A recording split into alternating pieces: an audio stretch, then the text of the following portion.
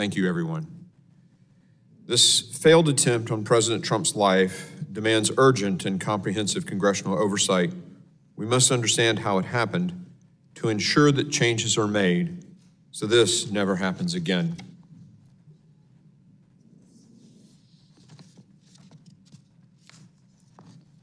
That was a scene last Saturday where thousands of Americans were exercising their constitutional rights until they were viciously attacked. Yet what we saw after those shots rang out should also encourage everyone. We saw a leader under fire rising up to show the attacker had failed. We saw brave Secret Service agents who put their bodies in harm's way. And we see Americans across this nation refuse to let this thwart their participation in our democratic process. At the same time, however, we also witnessed a massive security failure by the Secret Service and the Department of Homeland Security. The closest someone has been to taking the life of a president or presidential candidate since Ronald Reagan was shot in 1981, more than 40 years ago. We must be committed in our determination to ensure that this never happens again. That is why the House Committee on Homeland Security is demanding full transparency and accountability. That's why we made a trip to Butler, Pennsylvania yesterday to see the site for ourselves. I'm grateful to the ranking member and the 11 other members who were able to come yesterday. And I want to share with the American people some of what we saw yesterday. I, for one, was struck by how close the unsecured building from which Thomas Crooks took his shot was to the stage where President Trump was standing.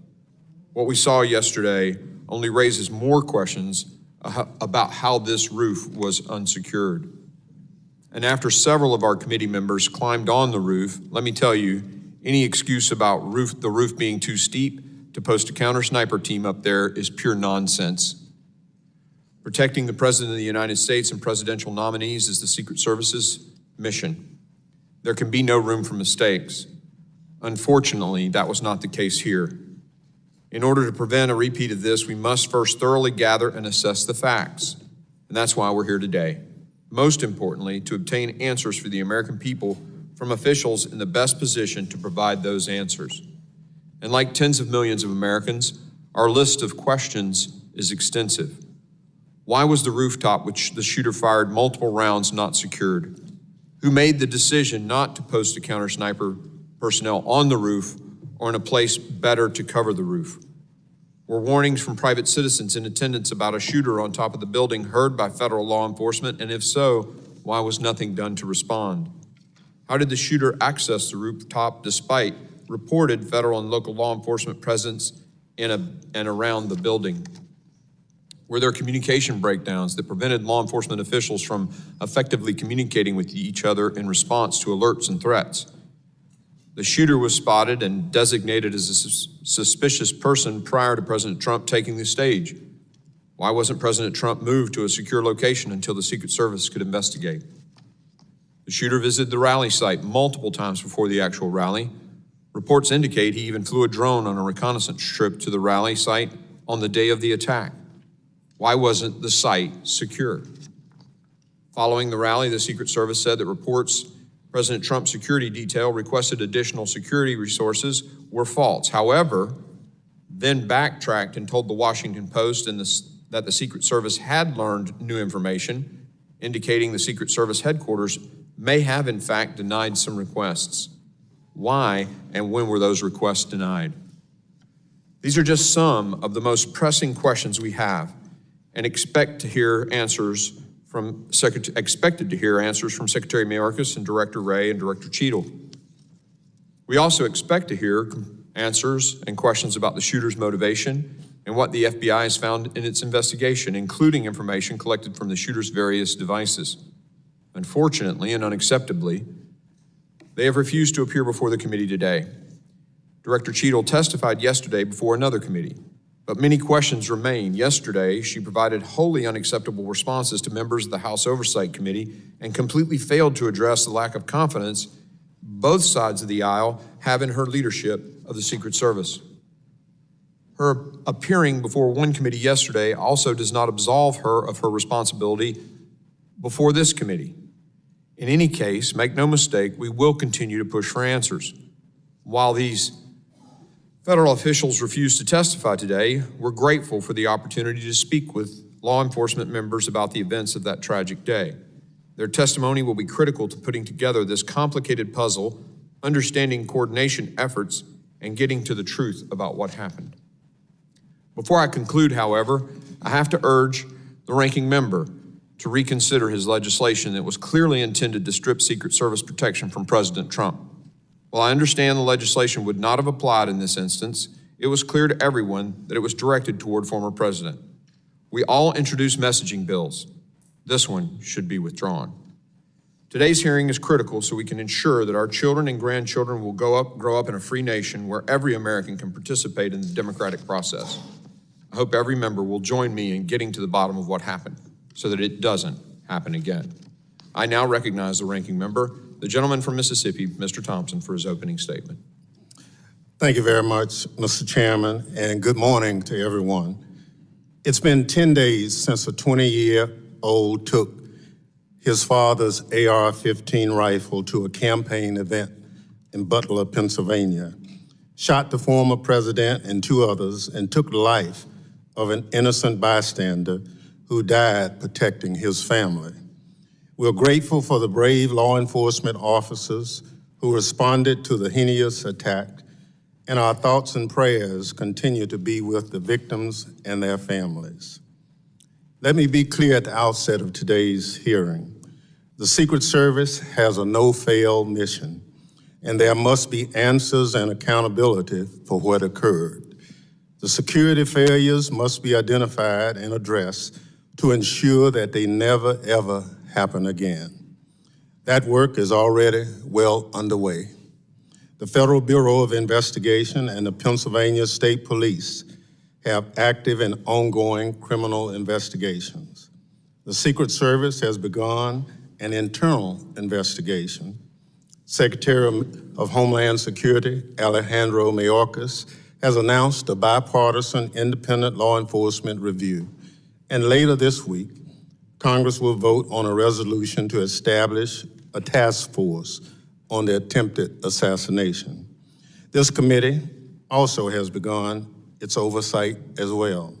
Yesterday, as the chairman indicated, I joined a bipartisan group of committee members on a visit to the Butler Farm Show grounds.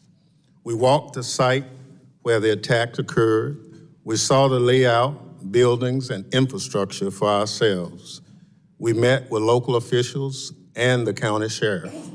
Today's hearing is the next step in our oversight, and I hope it will be a productive one in keeping with the seriousness of the issue at hand. We must understand what happened in Butler and take corrective action to ensure the security of every Secret Service protectee. I hope to hear from our witnesses today about how state and local law enforcement work with the Secret Service and other federal agencies at these events and where coordination and communication must be improved. While we can have policy differences as Americans, we must be united in condemning political violence in all its forms. There simply is no place for it in our democracy.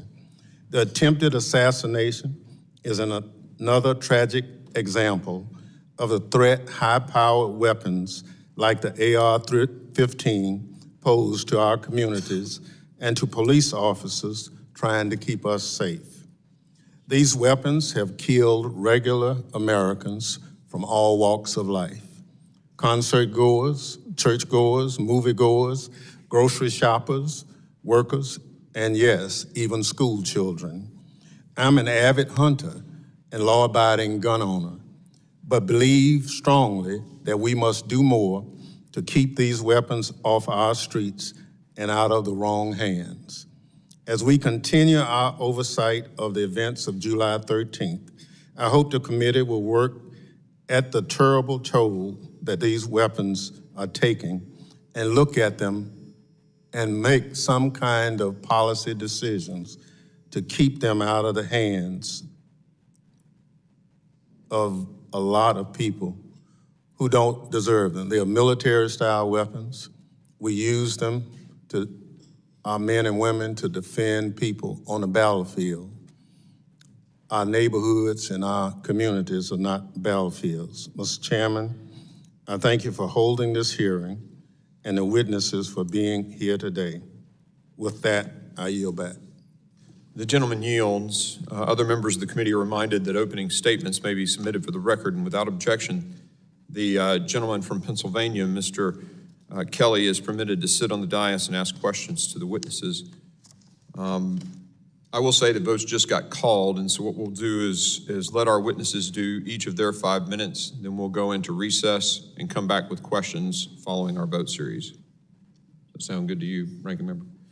I'm pleased to have an important panel of witnesses before us today. I ask that our witnesses please rise and raise their right hand. Do you solemnly swear that the testimony you will give before the Committee on Homeland Security of the United States of Representatives will be the truth, the whole truth, and nothing but the truth, so help you God? You may be seated. Let the record reflect that the witnesses have answered in the affirmative. I would now like to formally introduce our witnesses. Colonel Christopher Parris serves as the Commissioner for the Pennsylvania State Police. In this role, he exercises command, administrative, and fiscal authority over the Pennsylvania State Police, the 10th largest police agency in the United States. Commissioner Parris has served in the Pennsylvania State Police since his enlistment in 1999. Thank you for the support getting to the site yesterday. Mr. Patrick Yos currently serves as the President, National Fraternal Order of Police. In this role, Mr. Yos leads the order and its more than 367,000 law enforcement members in representing police officers and the profession. Prior to taking his current role, Mr. Yos served an impressive 36 years as an active law enforcement officer. I thank the witnesses for being here today, and I now recognize Colonel Parris for 5 minutes to summarize his opening statement. Chairman Green, Ranking Member Thompson, Homeland Security Committee members, good morning. I am Colonel Christopher Parris, Commissioner of the Pennsylvania State Police. I would like to take this opportunity to offer our condolences on the passing of Congresswoman Lee.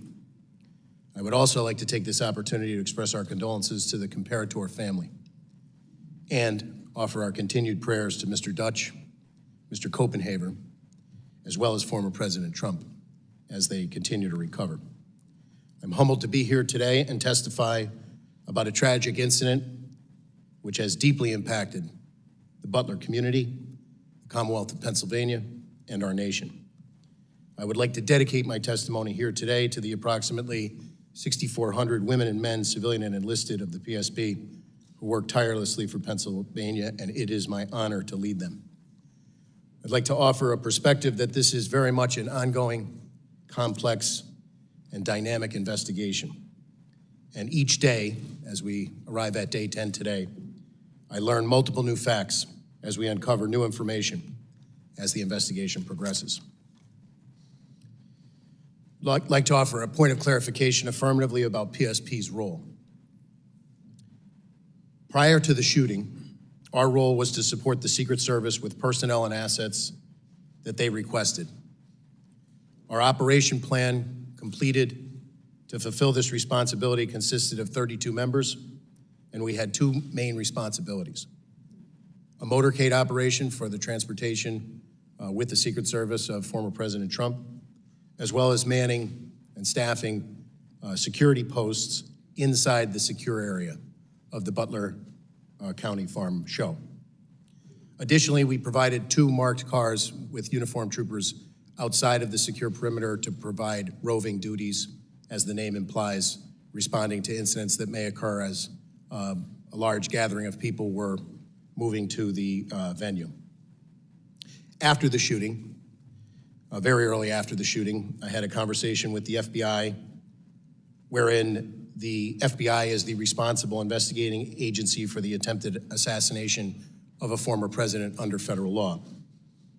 The same actions that led to that also led to the homicide of 1 Pennsylvanian and the attempted homicide of 2 additional, as well as the use of force by the Secret Service counter-sniper to neutralize the threat of Mr. Crooks, thus necessitating an officer-involved shooting investigation. So the PSP currently is conducting a criminal investigation parallel to and in concert with the FBI to identify any and all parties criminally culpable under Pennsylvania state law for the homicide and for the attempted homicides. And as I said, we are additionally conducting an investigation into the U.S. Secret Service counter-sniper who neutralized the threat posed by Crooks after he opened fire. I've been recently briefed about the Department of Homeland Security's commissioned after-action report. I can tell you that the Pennsylvania State Police will fully cooperate with that investigation, and it's my hope that I can answer some questions here today without sacrificing that ongoing investigation and prove to be of value to the committee. Thank you very much. Thank you, Colonel Paris. I now recognize Mr. Yost for 5 minutes to summarize his opening statement. Good morning, Chairman Green, Representative Thompson, and distinguished members of the House Committee on Homeland Security. My name is Patrick Yost, and I'm the National President of the Fraternal Order of Police, the nation's oldest and largest law enforcement labor organization. I'd like to first take this opportunity to recognize a long-term member of Congress and a member of this committee, Sheila Jackson Lee, for her contribution to great work done here in Washington. I want to thank you for providing me with an opportunity to appear before you today on behalf of the 377,000 members of the Fraternal Order of Police as this committee examines the attempted assassination of former President Donald Trump just 10 days ago. Before I begin my testimony, I want to express my admiration for the Secret Service agents who jumped into action and protected the former president. Rarely does the public witness just how selfless these agents are, placing themselves between flying bullets and their protectee. They, along with state and local law enforcement officers on the scene that day, demonstrated extraordinary courage. I also want to extend my thoughts and prayers to the family of Corey Comparator and the others who were injured that day. My testimony today will not be specific to the attempted assassination of President Trump. Instead, I hope to provide a perspective of state and local law enforcement when providing support and assistance to these events. We must remember that the law enforcement mission is a shared mission, and agencies at every level routinely cooperate and collaborate with one another. Law enforcement in our country is highly decentralized, with more than 90% of services provided by state and local agencies through more than 18,000 different jurisdictions.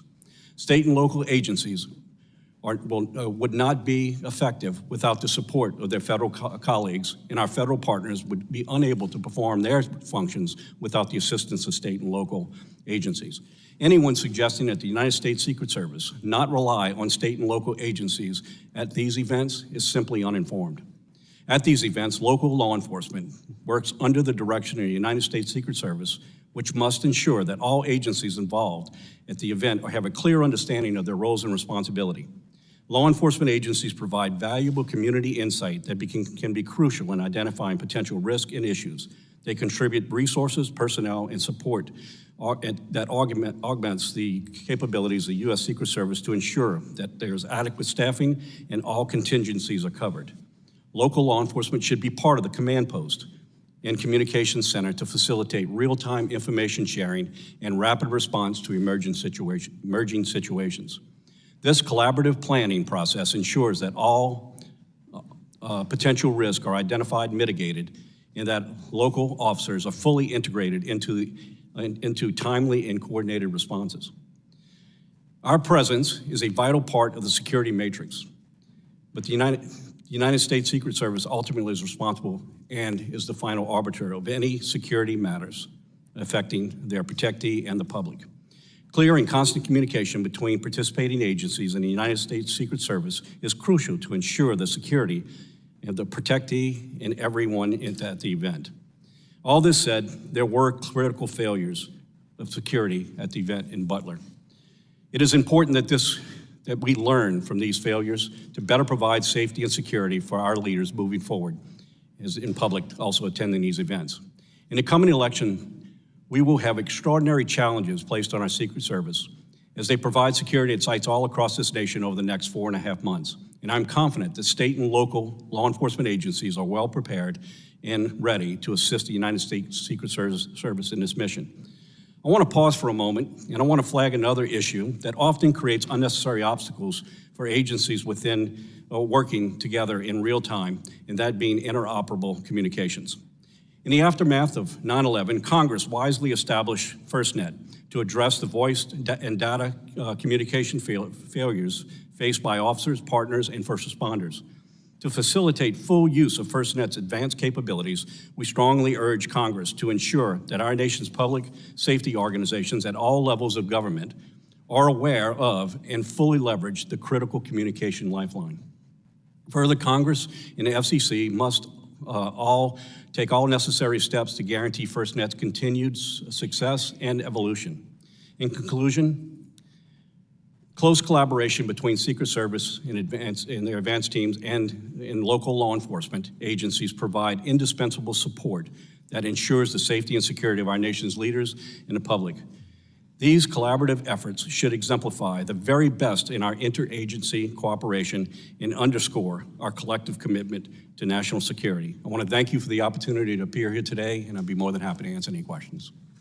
Thank you, Mr. Yos. And Colonel Parris, I just want to make sure I say this. You feel comfortable at any time to say, I'm sorry, this could compromise the investigation. These guys get this all the time. This is classified information. They're accustomed to that. So just, they're gonna be cool with that, I assure you. Members will be recognized by order of seniority when we come back from votes, but we will take a recess and return 10 minutes after the last vote.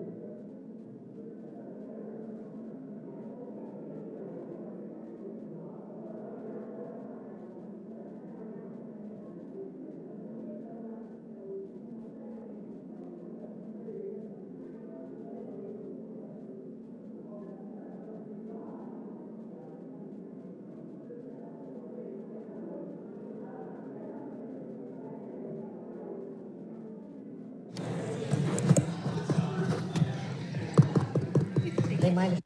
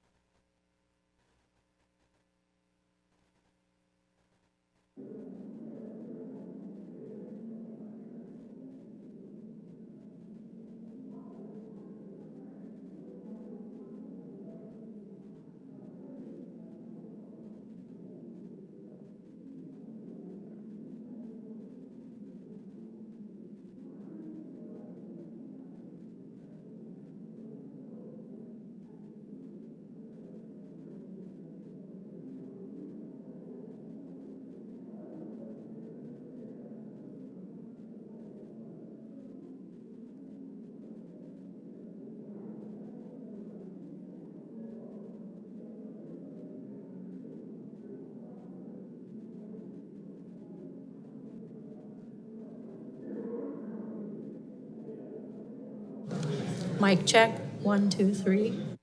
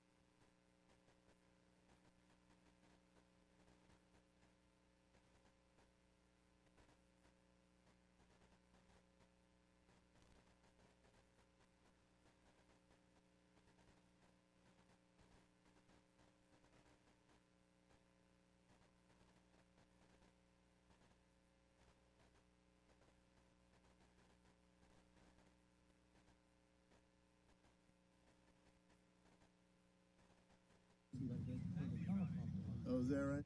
It might have been hard.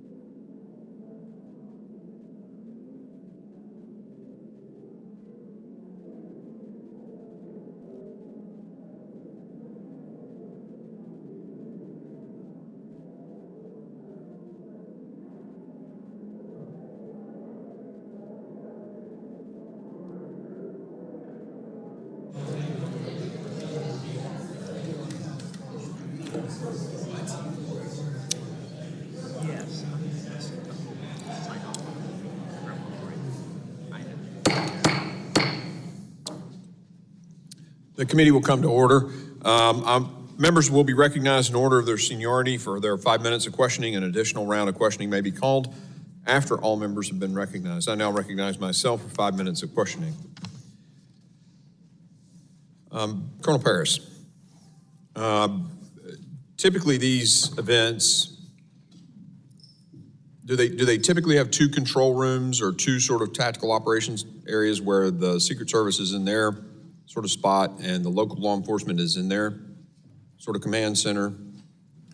Is that how it's typically done? I would say from my experience and from state police operations, to include this event as planned in our operations plan, we had integrated communications by having our PSP personnel in the Secret Service command post. So your person was in there, in that command post on this event?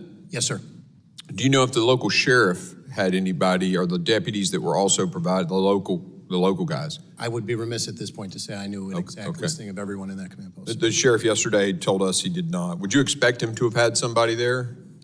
So I would say generally, there's a lot of talk about interoperability and communications. The state police, for example, operate our own statewide radio network. So we have the ability to, if we have an incident, a long protracted incident, for example, where we need to patch other agencies in, we have the capability to do that. However, Secret Service, for example, maintains some additional encrypted communications. So the best way to integrate unified command Is physically present in the correct, command that site. would be our. Yeah, that's how the Army does it in the military. I would expect our commanders to have personnel in there so that we could have a radio communication as well as a redundancy in the operations plan with a telephonic backup. Do you know if in this particular case, I mean, normally they sweep these sites with dogs. Was a K-9 team used here for this event? I do not know. I have not seen the Secret Service operations plan. I've asked for it. I have yet to receive it. I did double check. That was something that PSP could typically offer to the Secret Service if they requested it. And I did verify that in this event, we did not provide any dogs. Okay. As I understand it, there wasn't one, but you'd expect one in a situation like this. So I want to be clear that when the Secret Service interfaces with the state police for whatever protectee and level of protection they're endeavoring to provide, the Secret Service is the lead agency. So as per the earlier statement of 18,000 law enforcement agencies across the United States, it would be very difficult, I would assert, for the Secret Service to operate all across the United States and have each individual agency telling the Secret Service how the operation should be run. They're the lead agency. If that was something that their protocols called for during the initial meeting when preliminary steps and agencies were brought together, that would be something that would be discussed typically. The AGR building, did your guys on the ground there ever voice concerns to the Secret Service for not putting somebody on that building? So I suppose the best sequence of events that I can give you is that PSP was notified by email on July 5th about this event. There was an initial planning meeting where we had commanders present on Monday, July 8th. So over Tuesday the 9th and Wednesday the 10th, those commanders that we designated, basically our orders are from the front office, my team on down. You know, we work collaboratively with the Secret Service, collaborate, give them what we can. The final walkthrough occurred on the 11th.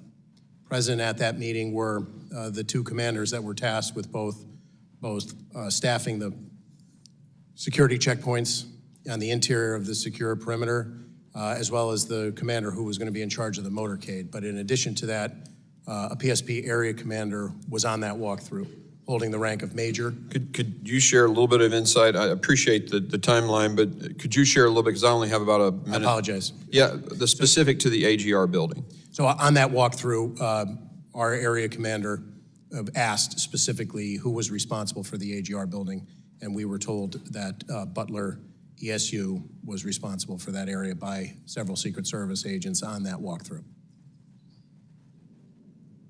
Okay. All right. One last quick question. real quick, I mean, I'll let you comment about it. The slope of the roof, would that have prevented a sniper from being up there? I don't believe so, sir. Okay, thank you. I yield. I now recognize the ranking member for his 5 minutes of questioning. Thank you very much. Commissioner Parrish, you talked about your tenure with the Pennsylvania State Police. Have you worked other events where a presidential candidate or the president has come to Pennsylvania? Yes, I have, sir. So this would not have been an unusual occurrence to participate? I ran the numbers. We typically do about 20 missions a year, the low 20s a year in a regular year. We're already in the low 20s this year, being an election year. So our commanders in the field who interface with the Secret Service to plan and provide support are on a routine basis. I wouldn't say an everyday occurrence, but a fairly routine basis. Okay. So can you walk us through the Pennsylvania State Police's interaction with the Secret Service? You kind of started off giving us from the point of contact that an occurrence was about to happen. Was there anything particular about the Butler, Pennsylvania event that stands out as regular, irregular, or anything? I would say, not to my knowledge, based on our discussions with our commanders who planned it, it progressed along a normal timeline. They attempted to give the Secret Service, and I believe provided the Secret Service with everything they were requested. So your role on that day in terms of the state police was what? So I would classify it as in a support role, and the two main areas of responsibility for the state troopers that were assigned that day were those participating in the motorcade to get former President Trump from his point of landing to the venue in Butler County and back, with several other additional entities that were requested by the Secret Service. And then on site, we had to staff security posts that were determined by the Secret Service. All of those posts were inside of the secure perimeter of the Butler County Farm show. I guess I was one of those individuals who traveled to Butler. Just for my information, have you had any interaction with the FBI or anything as they look into the investigation as to what you or your men observed on that day? Yes, we're conducting an investigation largely in concert with and parallel to the Bureau because the actions of crooks have federal legal implications and state law implications. Okay, thank you. President Yost, in your comments, you talked about the need for communication. You talked about FirstNet. And so we have federal, state, and local law enforcement at an event like what we're talking about in Butler. But in our conversation with some of the locals, not state police, but the Sheriff's Department and the Chief of Police in Butler yesterday, those individuals did not have communication with actually state police or Secret Service. Would that, in your professional opinion, be a vulnerability for managing an event like this? Well, I think we can go back to 9/11 when we identified at that time that the interoperability of different agencies to be able to communicate really was a hindrance. There's an infrastructure in place now to address these interoperabilities, but at the same time, they're not always utilized in every event. I do not have any direct knowledge whether that was the issue here, but I can tell you it is a common issue in law enforcement and an ability for our agencies not to be able to communicate. Not that the technology is not necessarily there, it's because that they're not always incorporated. Yeah, you know, we passed legislation mandating obviously FirstNet interoperability, and we tied funding to make sure that that happens. But here we are looking at this situation, and we picked up some valuable information that we're still not where we need to be on that. I would think that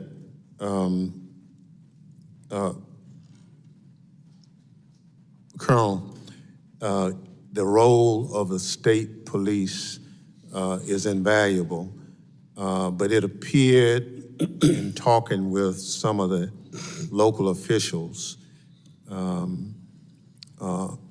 as you say, it's just, you're not primary, you're kind of secondary in that role, that we need to somehow, as a committee, look at how do we enhance the overall mission so that we have no gaps.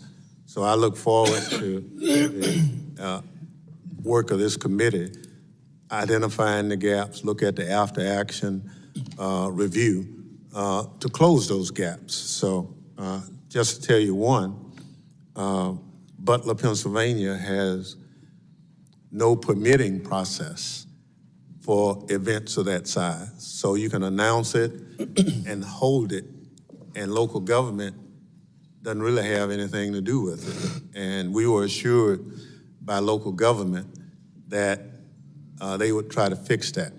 That they said we have to be more involved in events of this size, so that if this was not the best venue, then that permitting could have gotten engaged and suggested an alternate venue, those kind of things. So thank you very much. I yield back. The gentleman yields. I now recognize Chairman McCall for 5 minutes of questioning. Thank you, Mr. Chairman. And I want to thank you for the site visit that we had at Butler, Pennsylvania yesterday. It was very eye-opening, educational.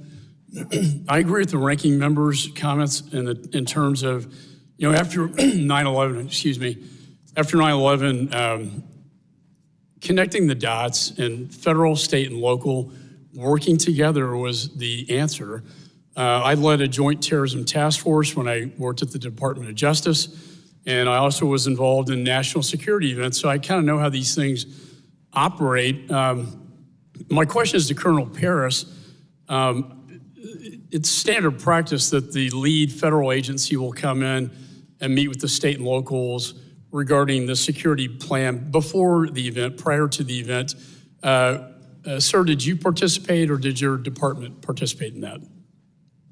So I did not participate. As I stated earlier, there were two commanders dedicated to those two primary roles, the motorcade and the staffing of the posts on site within the secure perimeter, as well as a state police area commander. So just as a way of background, our area commander that covers multiple troops in that area of the state, out of nearly 5,000 troopers, there are only 4 area commanders. So that major was present for the walkthrough on the 11th. And were your troopers assigned inside the perimeter or outside?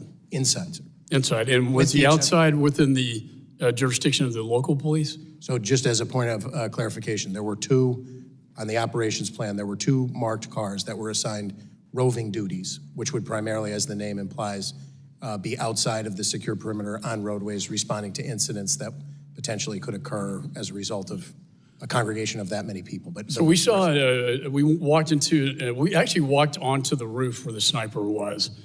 A clear, eyes-on, clear shot of the president. A tree blocked the Secret Service's view. This kid did some investigation. He had a drone out there days prior, got an aerial surveillance of the premises. And that position was probably the best position outside the perimeter as far as I could tell. There was also a water tower that would have been a perfect spot for Secret Service. Were you aware of any presence of Secret Service in this water tower? I was not. And you're aware of what I'm talking about?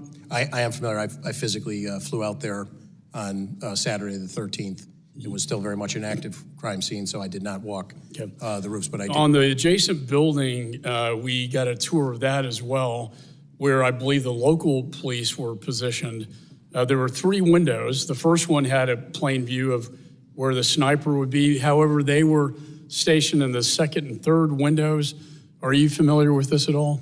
I am not, from the standpoint that I have not seen the Secret Service's operations plan, and our deference would be to them to assign Butler ESU right. According and to. They were apparently local counter snipers Do you know if they should have been assigned to the rooftop? I would defer to there are many ways that you can cover. Obviously, positioning people on the rooftop would be one of those. No, and going to the actual site, way too close. He should never have been allowed to get on top of that building. And I don't know how, and I know he was on your radar inside the perimeter. You seem to have lost him, and somehow he finds his way up to the rooftop unimpeded until a local law enforcement officer crawls on top of the roof and looks at him, and he points his AR-15 at him. My question to you is, what was the communication like that day? Typically, Secret Service has one channel for them, the other channel for state and locals. Was there any communication to identify, hey, this is not a local police officer, this is in fact an unidentified individual on the rooftop? Was that communicated to the Secret Service? So my belief, as I sit here today, is that we did have integrated communications from members that were inside of the Secret Service command post. Completely deferential to the ongoing nature of the investigation.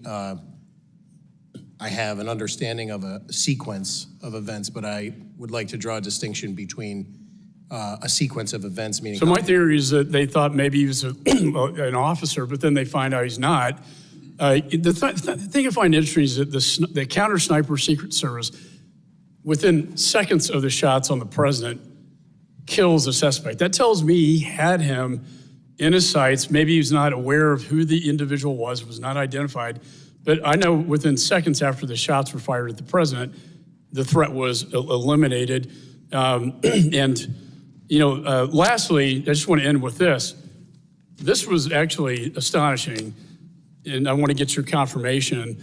He had a detonation device with him, and 2 of his bombs were located in his car that was parked on the other side of the perimeter. Seems to me a good theory would be that he was going to kill the president and then detonate his car, causing a diversion, and then escape from the crime scene. Are you aware of any of this? I am aware of the presence of the device on his person. We were aware of that very early on, and that was a serious tactical consideration in the hours in the immediate aftermath as we worked that crime scene. But to your point about his ultimate theory or what his ultimate motivation was, that remains under investigation. And he had a rangefinder on him as well. That's a big red flag. I yield back. Gentleman yields. I now recognize the gentleman from California, Mr. Swalwell, for 5 minutes of questioning.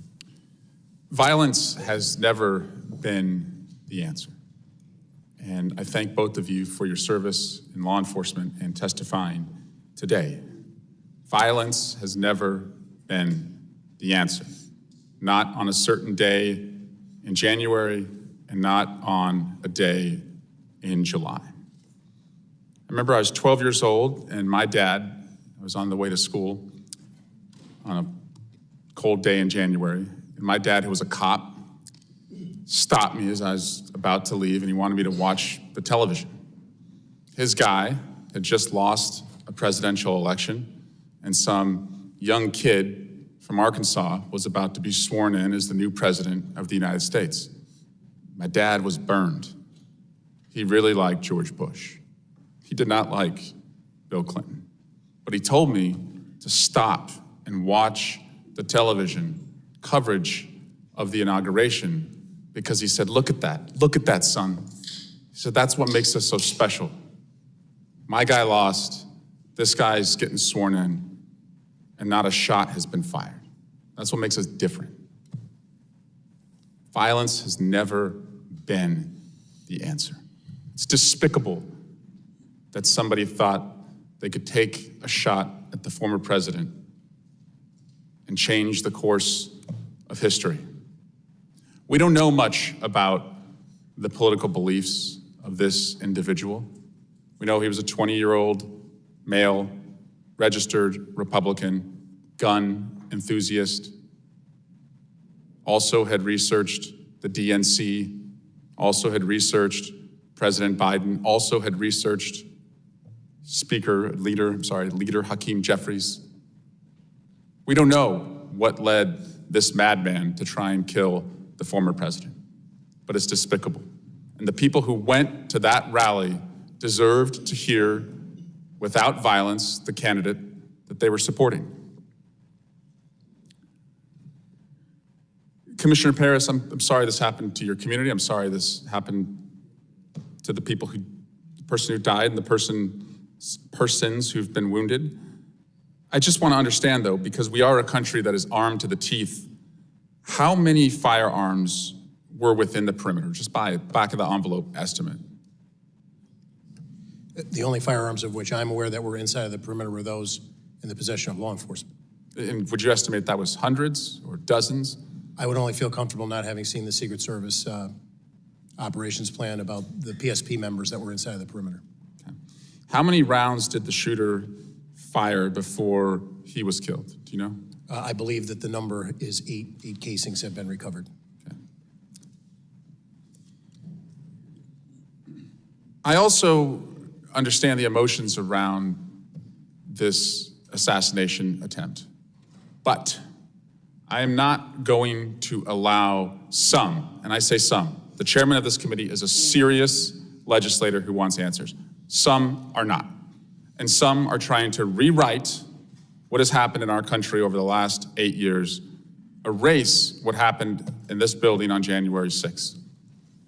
One member of this body in Congress said the Republican district attorney in Butler County should immediately file charges against Joseph Biden for inciting assassination. Another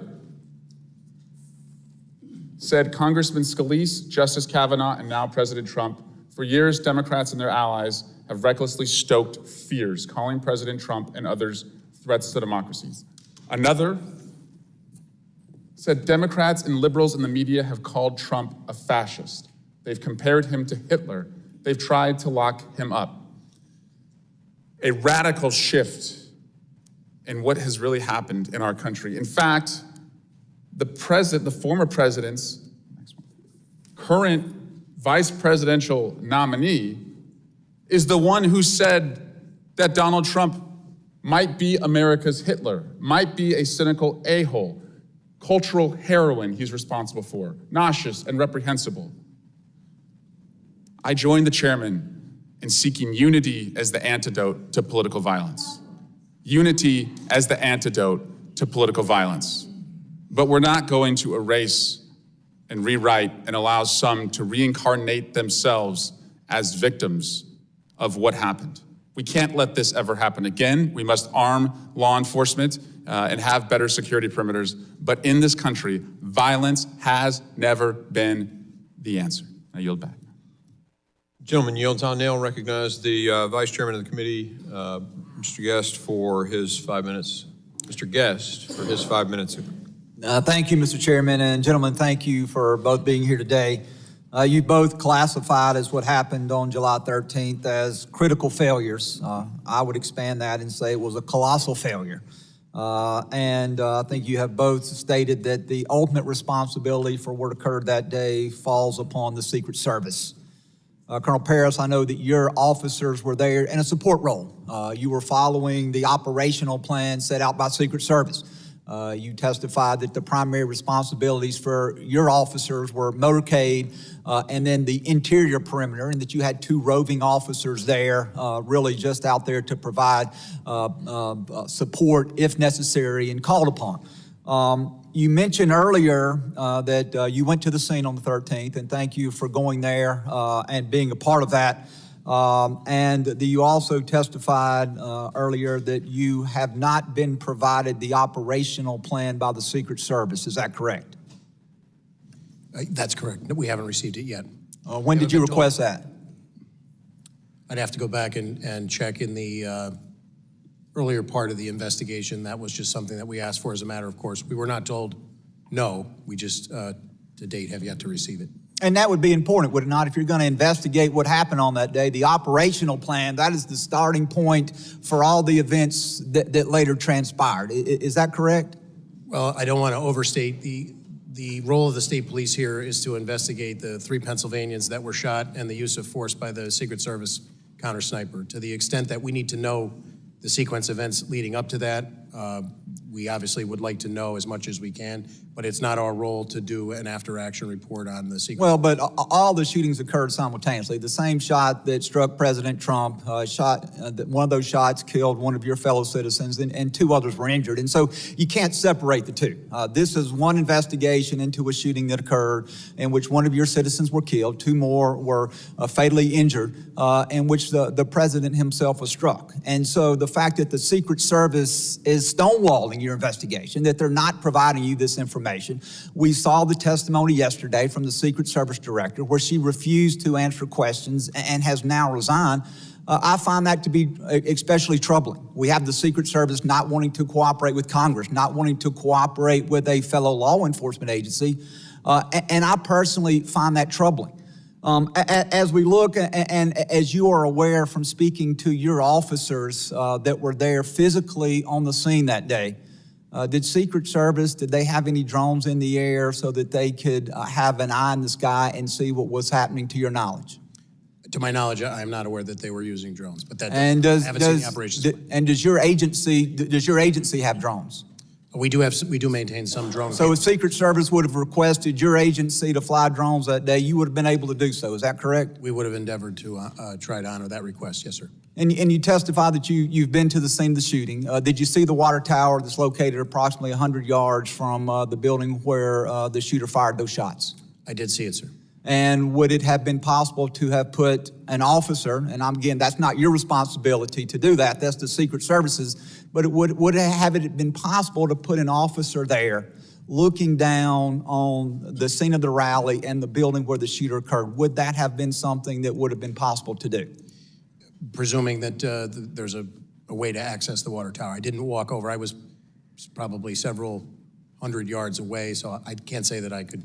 And if you had an officer up there, that would have provided you a strategic viewpoint of the events that were transpiring below, correct? I would agree. Tactics, height gives a tactical advantage. Yes, sir. And then I want to ask you also about the roof where the shooter was located. You said you didn't go on the roof, but you viewed the roof. Is that correct? Yes, sir.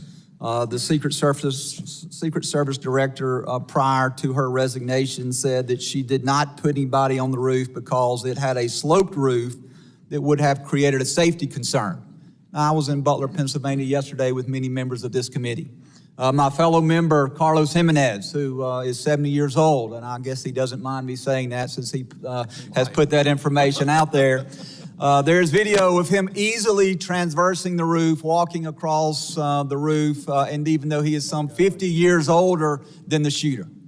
And so my question is, do you agree with the assessment of the former Secret Service director that the roof was so sloped that it created safety concerns? I can't agree with that statement, sir. All right, thank you very much. I'm out of time and I yield back. Gentleman yields. I now recognize Mr. Correa for 5 minutes of questioning. Thank you, Mr. Chairman, and I want to thank you and the ranking member for putting together the trip to Butler yesterday. Good, eye-opening trip. And Colonel Paris, thank you for hosting us out there. I certainly hope that the Secret Service does cooperate with us in our investigation as to what went wrong. Secret Service has to be 100% correct all the time.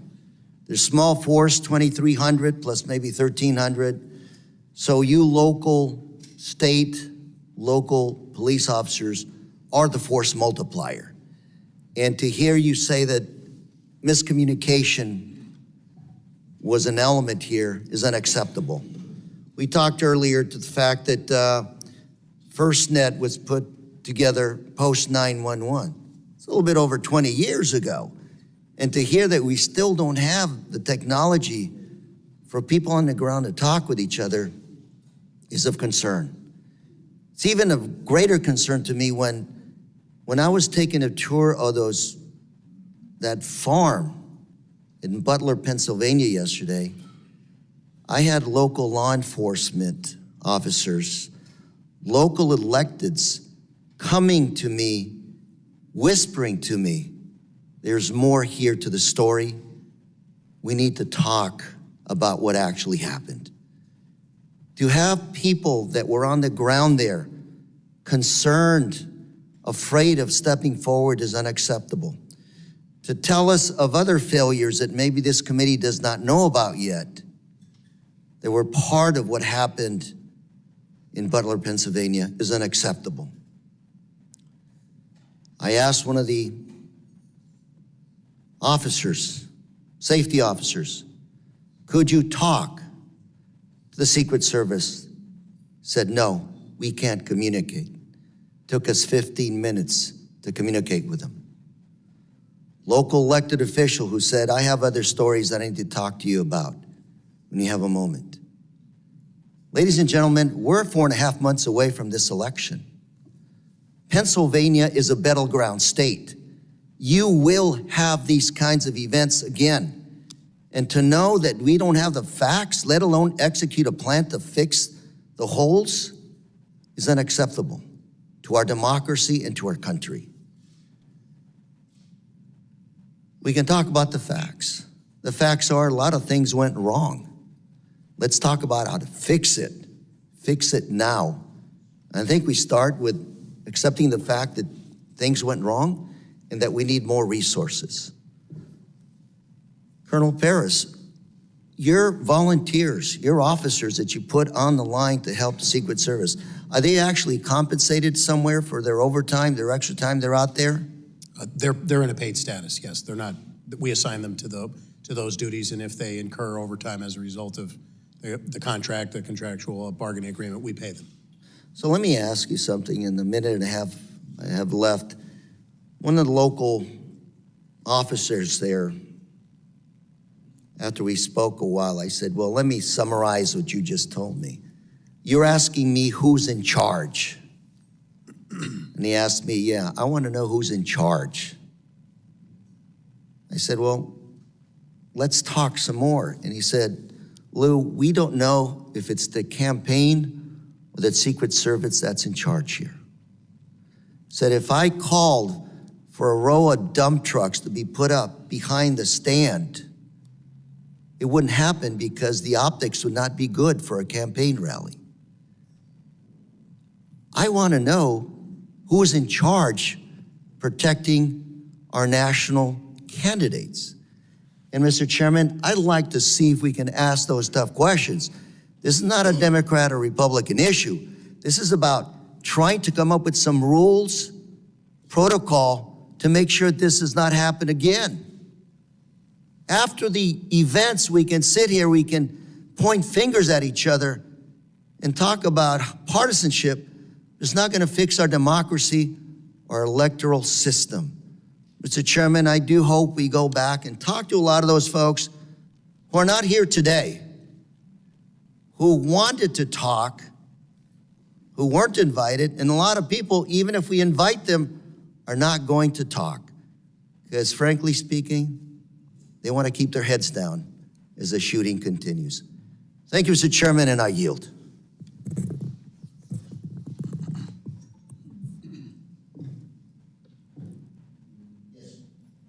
Gentleman yields.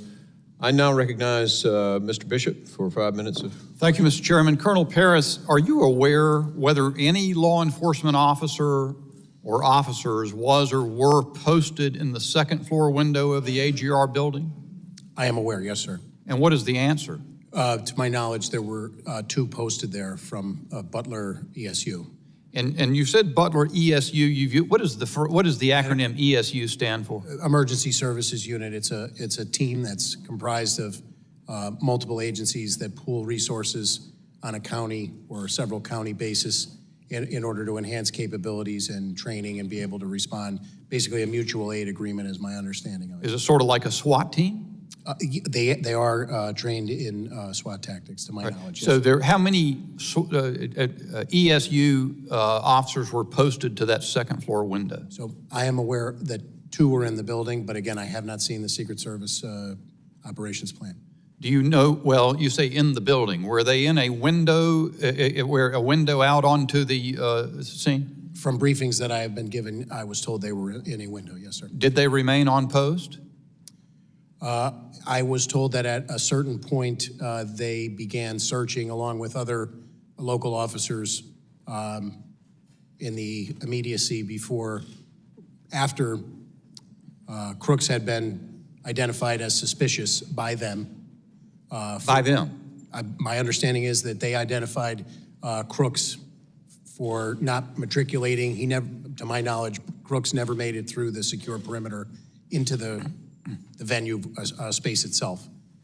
He was identified by those members as suspicious in part because of that. And then at some point, he produced the rangefinder, which heightened that suspicion. So Representative Crane took a video on site yesterday. I'd like staff to put that up. It's just very short. There's a few seconds. They can do that.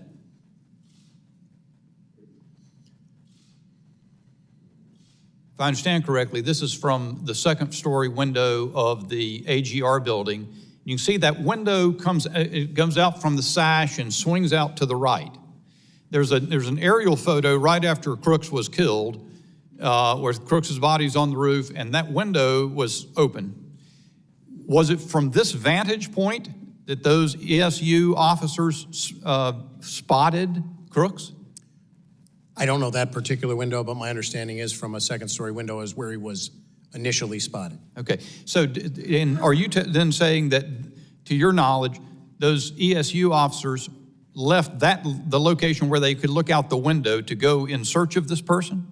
That is my understanding. So sometime before the time between the time he was spotted on the ground and identified as someone suspicious until the shooting, they had left that post to go look for him. Is that what you're saying? My understanding is yes, along with other municipal officers that responded to that area. And that's based on interviews that we've conducted, and I want to be very clear that I don't want to establish a timeline minute by minute because we don't have that yet. I think that's revelatory. I haven't heard that information. I did hear before that and there's a local news station. Well, there's a local news station report from July 17 that says that local law enforcement were told they couldn't be responsible for securing the AGR building during the Trump rally. And of course, you've testified a moment ago or earlier in this hearing that it was your understanding that the meeting with the Secret Service on the site was that ESU was going to handle the AGR building. Which is it? Do you know? My understanding is what my initial answer was. Okay. You also, in response to Mr. McCall, you started to say something. You were saying that you did have integrated comms, and you were saying you were deferring to the ongoing investigation, but you have an understanding of the sequence, and then he cut you off and went on to another question. Do you know what you were about to say? Do you remember that? Just that we had members of PSP inside of the Secret Service command post, and we were maintaining communication with our people. Had ESU maintained position in that window overlooking the roof, isn't it true that they would have had a clean shot at Mr. Crooks as he was ascending the roof to his shooting position? I'm not prepared to say that because I don't know the exact timeline of events. But it's your understanding, though, that they were no longer in that room where they had been previously overlooking the building at the time he was ascending the roof. Is that correct?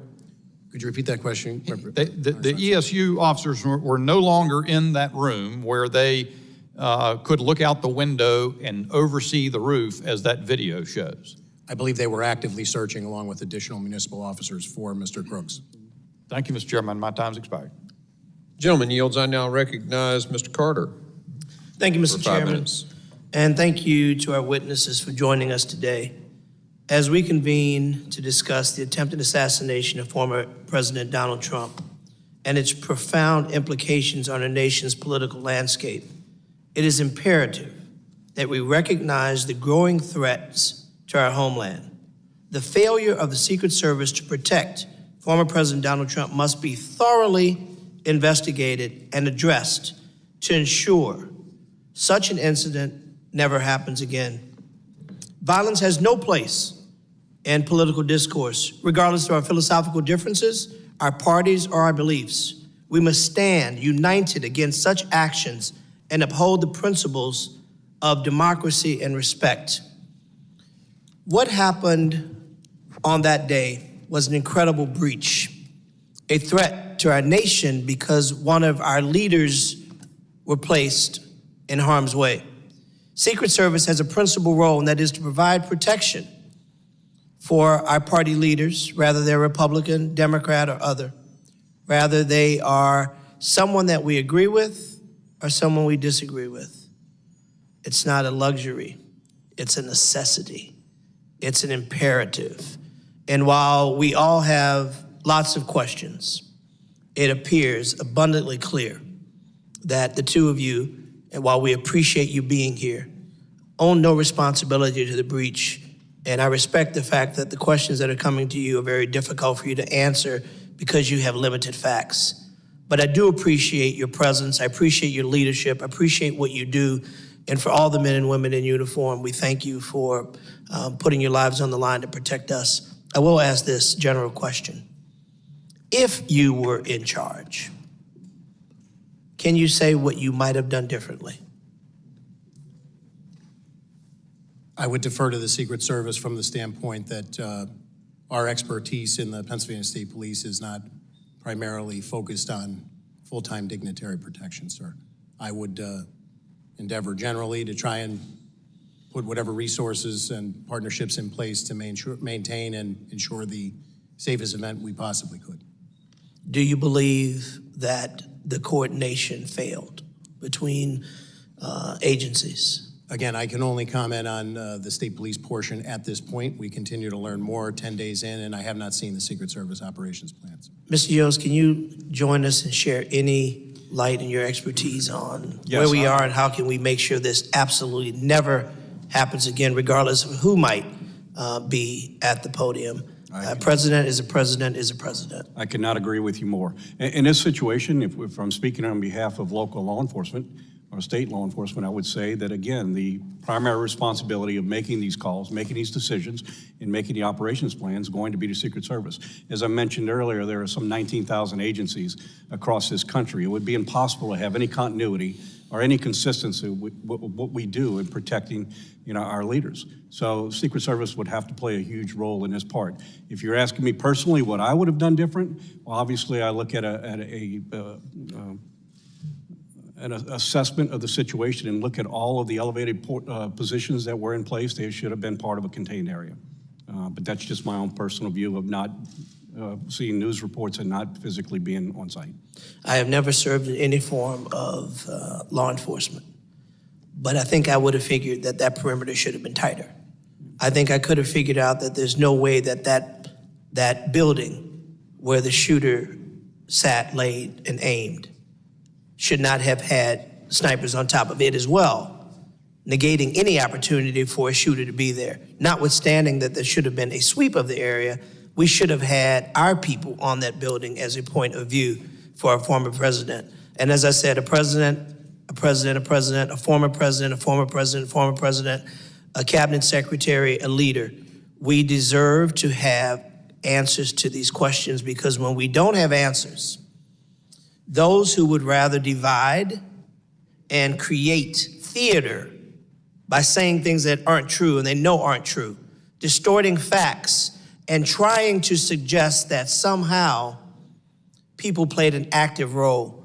Listen, the American people deserve the truth. And so I am imploring that we have somebody at these tables that can answer the questions, the good, the tough, the uncomfortable, the comfortable, because the American people deserve to know. This is something that should have never happened. And we as a committee, in a most bipartisan fashion, should stand together to make sure that we send a message always, that we will always protect our leaders, whether we agree with them or not. Mr. Chairman, I yield. The gentleman yields. I now recognize the gentleman from Florida, Mr. Jimenez, for 5 minutes of questioning. Thank you, Mr. Chairman.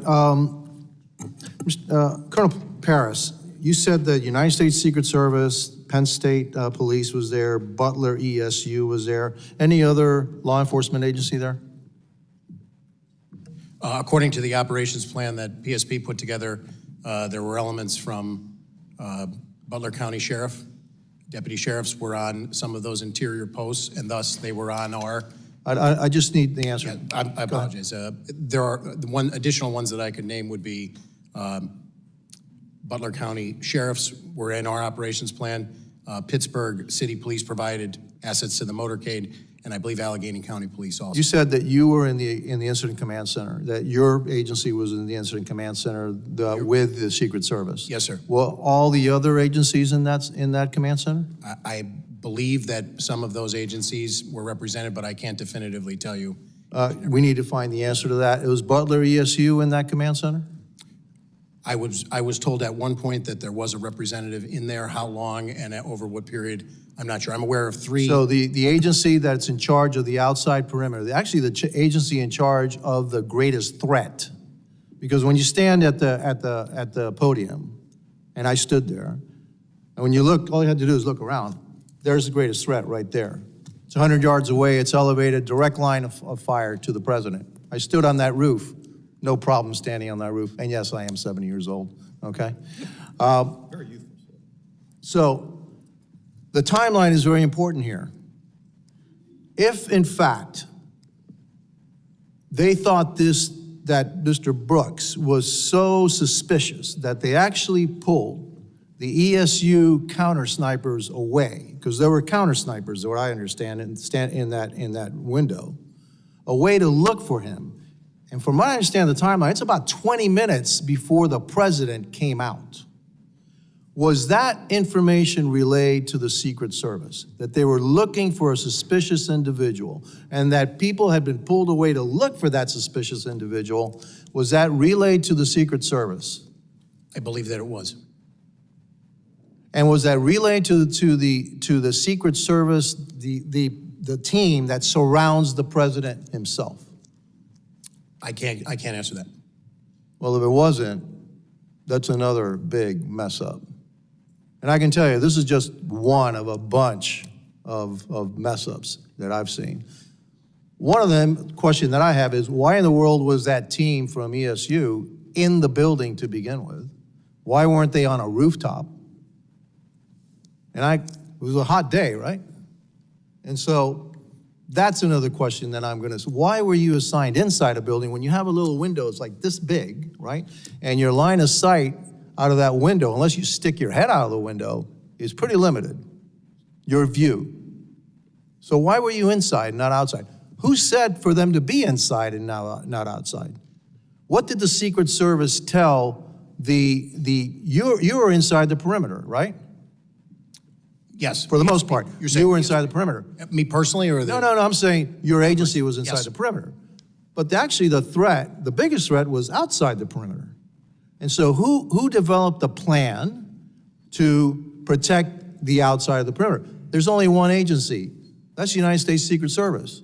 Because you really can't ask the local agency to do that because they're not in the business of dignitary protection. They don't do it all the time. You don't do it all the time. They do it all the time. So, Mr. Chairman, we're going to need those other agencies to come in. We need a timeline. Who said what to who, and what the action that was taken. You know, one thing that I noticed in another video, and I've got to find out if it's true, and it appears to be true, is that the snipers on the south side repositioned to look to the north side. And I want to know what the timeline for that was. How far in advance were the snipers, the counter snipers on the south side told, hey, you need to look at a threat on the north side? And how much time was there between that and then the shots being fired? Do you have any information on that? I do not have a specific timeline. Okay, and those are that's the information that we need. It's not unusual to have people on different frequencies. Actually, you have to because you have so many people, but you have to have everybody in the same place so they communicate with each other. So we need to know if everybody that was in charge or had responsibility for protecting not only the interior perimeter, but outside the perimeter, if they were all in that incident command center. And if they weren't, that's a huge problem too. Thank you, and I yield back. Gentleman yields. I now recognize Mr. Magaziner for 5 minutes from Rhode Island. Thank you, Mr. Chairman. And first, I just want to join my colleagues from both sides of the aisle earlier who recognized the tremendous legacy of our colleague, Sheila Jackson Lee, who, I feel very fortunate to have had even just a year and a half to work with on this committee. She always came prepared. She was diligent. She brought empathy and was a great example to us newer members. So I'm very grateful for her legacy, and I know it will live on for a long time to come. And I also join my colleagues on both sides in condemning the assassination attempt on former President Trump and condemn all acts of violence. Violence is not the answer. Our condolences go out to the family of Corey Comparator and all who were injured and traumatized by what occurred that day. And, I think about the children who were at that event and had to witness that. And that is something they will carry with them for the rest of their lives. We don't know the motivation of the shooter at this time, but I remain concerned by the rising tide of political violence and domestic violent extremism in this country, which impacts all of us. This is something that some of us have been talking about a lot in this committee. In 2023, the U.S. Capitol Police investigated more than 8,000 cases of direct threats against members of Congress, a tenfold increase from 2015. And so I ask everyone, take down the rhetoric, remove violent rhetoric from our political discourse. Remember, as President Lincoln said, that we are not enemies but friends, and we have to appeal to the better angels of our nature. And yes, we have to make sure that this never happens again. It is welcome news that the director of the Secret Service has resigned, but if we say that that is enough, then we're not doing our jobs. We need to understand what protocols, policies, resources need to be changed, if any, to make sure this does not happen again. Colonel, I wanted to ask, I imagine the Pennsylvania State Police deals with lots of events like this, right? You have lots of political events, big events, Secret Service protectees who come in and out of Pennsylvania. So can you just help us understand, is it unusual to have such a small perimeter around an outdoor event like this one? I would say that we routinely, as a matter of course, exercise deference to the Secret Service to set the perimeter for an event like this based on the protectee. Yeah, I think it's important to note that Pennsylvania is a state where anyone 18 and above can carry a firearm like an AR-15 without a license. It's an open carry state. And so my second question is, outside of that perimeter, were there any controls in place or any, legal tools that you had at your disposal if an individual with a firearm had been spotted, again, within 300, 400 yards of the former president? I would defer to the Secret Service. I haven't seen their operations plan, sir. Right, but you as state police and then also the Butler local police who were responsible for areas outside of the perimeter, if this individual had been spotted earlier with a firearm because it is an open carry state, what legal tools would you have had at your disposal? So we would have responded and attempted to make contact and ascertain what the person was doing there and what their activity was. Yeah. So a number of us have asked questions about lines of communication, and I think that's important, right? Because to the layperson at home, what we're trying to understand is if this individual was spotted on the roof, as he appears to have been well over a minute before the shooting, did the local officers who spotted him know how to radio into the command center? Was that information relayed? And then was it in turn relayed to the Secret Service? This question has been asked a few different times, but can you tell the public what you know about whether local officers outside the perimeter knew how to radio in a suspected threat, whether there was an individual in the command center who was receiving those calls and communicating them to the Secret Service? So I do know that Butler County set up a command post on the site itself, along with the Secret Service's command post, but they were not located in the same building. The exact communication between municipal officers and that command post or the county dispatch that they would rely on. The state police have our own statewide dispatching. We can communicate with the dispatching centers telephonically and through electronic means, but we maintain separate dispatching systems, so I would defer to— So the locals, so the locals were not included in the Secret Service Command Center The state police was or was not? The PSP, I can assure you the PSP was in there. Yeah. Additional people, I was briefed on one occasion that there was a representative from Butler ESU that was in there. When they were in there and the length is not really a focus at this point of our investigation into the homicide and the attempted 2 homicides, as well as the officer-involved shooting. So that sequence of events has come up pursuant to us investigating that, but I am very remiss to give you a minute-by-minute timeline and what the communications were. Thank you. I yield back. Gentleman yields. I now recognize Mr. Pfluger for 5 minutes of questioning. Thank you, Mr. Chairman. My deepest sympathies to the family of Sheila Jackson Lee. We worked very closely together on many things, and she was an excellent member of this committee. I agree with my colleague, Mr. Carter, when he talked about Americans deserve the truth. I absolutely agree with that, and also Mr. Magaziner talking about Republicans and Democrats working together on the oversight. Imagine if we worked together, the transparency that we could have on so many other issues that are going on right now, and I believe that that is possible for us to do. Thank you both for being here. Colonel Paris, was it clear to you, when we talk about rules of engagement, deconfliction plans, the assignments of which law enforcement agency will cover which section, did you have concerns prior to the president coming on stage? And if so, did you voice those concerns to the Secret Service?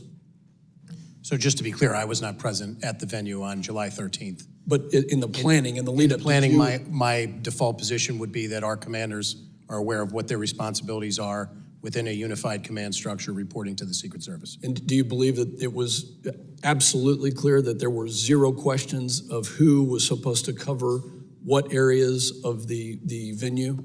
I can only comment to our responsibilities, and I believe our responsibilities were delineated to us, and I believe we met or exceeded those responsibilities based on everything that I know as I sit here 10 days in. I think there's still a lot of questions regarding the plan, you know. Agreed. And this is always, in any sort of protection assignment, that's always the hardest thing. Who are friendly assets? Who could be a vulnerable hostile actor? Who displays hostile intent, hostile act? I think it's clear there was a failure, and we definitely want to get to the bottom of it. President Yos, do you get the impression that Secret Service, at any point in the run-up to this or other events, has been stretched thin when it comes to just the work hours that they are putting in, the resources that they have? Was that communicated in any way? Well, I can't speak directly to that. I can tell you that law enforcement across this country is stretched thin, just simply due to the inability to be able to attract the best and the brightest at any levels in order to maintain the staffing levels we need. So if that is the case, and we're not meeting those levels in Secret Service because of our inability to be able to recruit, then we need to address that.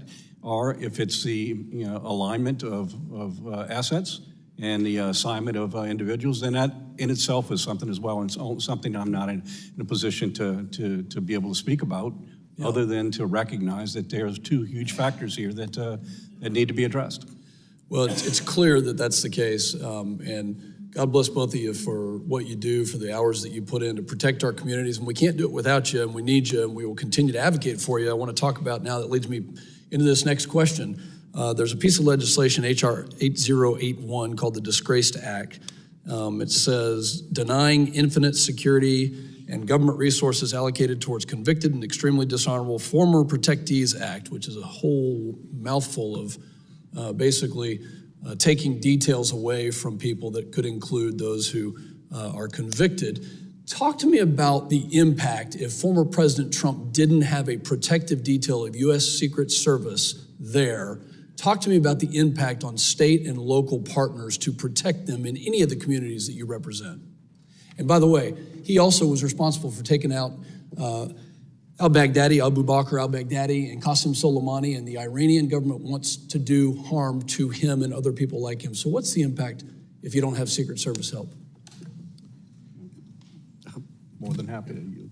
So I think, we're trying not to become very political in this. I think we have a president of the United States who has, by simple virtue of his position, having served as president, that deserves a certain protection because of his service to the country. So the rest of these things are all things that are not for me to decide, other than to tell you that I think we have a responsibility to our leaders. This is not political. That's not political. He deserves protection. You're absolutely I right.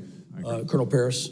I would just echo that my understanding is it's a federal statute that creates the Secret Service and tasks them with those responsibilities. So to contemplate a different paradigm, I would reflect back to the legislature to contemplate If something. he was denied a protective detail in Pennsylvania this past week, the weekend prior, what would that have done to your local resources to protect him adequately?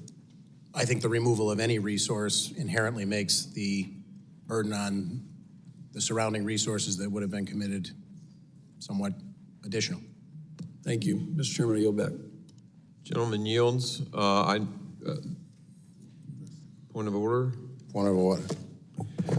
Gentleman's recognized. So I appreciate the gentleman's question, but let me put it another way to the witnesses. The reference legislation. Mr. Ranking Member, I mean, a question to the witness would be someone yielding to you. A point of order, I'm allowing you to make a point of order. Thank you. Well, the point of order is, if you read the bill, it says that if you are a convicted felon and found and sentenced by a judge, Mr. Chairman, then you would not be, that's my point of order, that you would not have service. You have to be a convicted felon and sentenced. Now, at the time the bill was filed, nobody who was a protectee was a convicted felon. But if those who are lawyers here know that once you are a convicted felon and sentenced, you are remanded the custody of that particular law enforcement agency for custody. I think it's an anomaly to try to say that the Secret Service would have to protect a felon in jail, a convicted felon. So this whole notion about my legislation, I just say to the gentleman, if you read it, it says you have to be a convicted felon and sentenced. Now, we're not there. The conjecture, you can do whatever you want. But let me be clear about the bill. Republicans have made a lot of hay about the bill, saying it's about former President Trump and would take away his security. That just is not true. The bill doesn't mention former Trump, President Trump, and it would not have affected security at this tragic event. The bill talks about any Secret Service protectee who is convicted of a felony and sentenced to serve jail time, and it does not take away security. The bill makes clear that when a protectee is sentenced and remanded to the custody of prison officials, the Secret Service is able to hand off the prisoner in an orderly fashion, and that Secret Service agents aren't forced to become correctional officers too. That's the legislation. That's all it says. For the record, we can go back to... The gentleman will need to get to his point of order. Well, point of order is, the line of question is inconsistent with the legislation. And it does not say on that day, former President Trump would have been without Secret Service protection. He is not sentenced. If he's not sentenced, he will still have the protection. Plain and simple. So you yield on your point of order, Mr. Ranking Member? You did, okay. I want to make a point of order then as well. And, you know, a lot of times we hear from both sides of the aisle about rhetoric and how rhetoric and the things we do in messaging bills that we do shapes discussion, impacts people. And first, my point of order is prison isn't necessarily a safer place. You can ask Mr. Epstein's family about that. And so to suggest that somehow he'd have the security necessary in a prison, I think is just not an accurate statement. In terms of, you know, I agree with the ranking member that his bill did say that it would not apply in this particular case, but it's more about what we're doing and what we're saying at certain times that generates the attitude in our society. And so I just make that point of order about this particular legislation. I made in my opening remarks a request that he would draw the bill. You just have a second. I just wanted to make a quick comment. I think the chairman was clear that this bill was filed well in advance. So to connect, you mentioned timing. It's important to mention timing, that it wasn't. Well, we don't want to debate the bill. We're here to hear from witnesses that are here. So I'm going to go ahead and end this now, and we're going to move on. And I think actually Mr. Ivey is up for 5 minutes. Thank you, Mr. Chairman. And I want to associate myself with the remarks of our members here with respect to the loss of Ms. Jackson Lee. It's with deep sadness that I feel her loss. I share not only this committee with her, but on the Judiciary Committee as well. And she was insightful and inspirational in the way she handled herself and her role here in Congress. I also want to join with the comments about sympathies to the comparator family and the individuals who were injured on the day of the shooting. And I want to thank the chair for taking us up to Butler yesterday. My only regret about it was that it was too quick. And I think that, and I didn't know it was going to be like that, frankly, until after we got there and had a chance to talk to people in the community. But when we got there, they were very anxious to talk to us. In particular, I had conversations with Angela Flieger, supervisor for, and I hope I don't butcher this too bad, Connequenessing Township, who was extremely helpful, and Sam Zerzolo, who was a commissioner from Butler Township. And they were able to provide information on several fronts that I think we need to pay attention to, not just for this particular event, but going forward. Could you hit a video for me there? I think Ms. Flieger tried to produce this and sent it to me. The red building is the one that was directly behind the stage. The building in the center there was where the shooter was. The reason I'm asking for this to be shown is that as you get past the middle of it and look to the opposite side of the field from where the shots came, oh, you can stop it now. I counted about 12 rooftops there, just sort of standing at the front. I'm a former federal prosecutor. I don't have a background in protection, but my thought was, why would we pick a spot where you had that many rooftops that were available? And my colleague, Mr. Crane, I definitely defer to your experience as a sniper in the military, and your point about picking the water tower as a higher point would have been a good one, I think, to consider. And I'm curious about finding out what the Secret Service would say about that. But I just thought that this was a bad site to pick no matter where you put them. There was just too many openings. The field was totally open.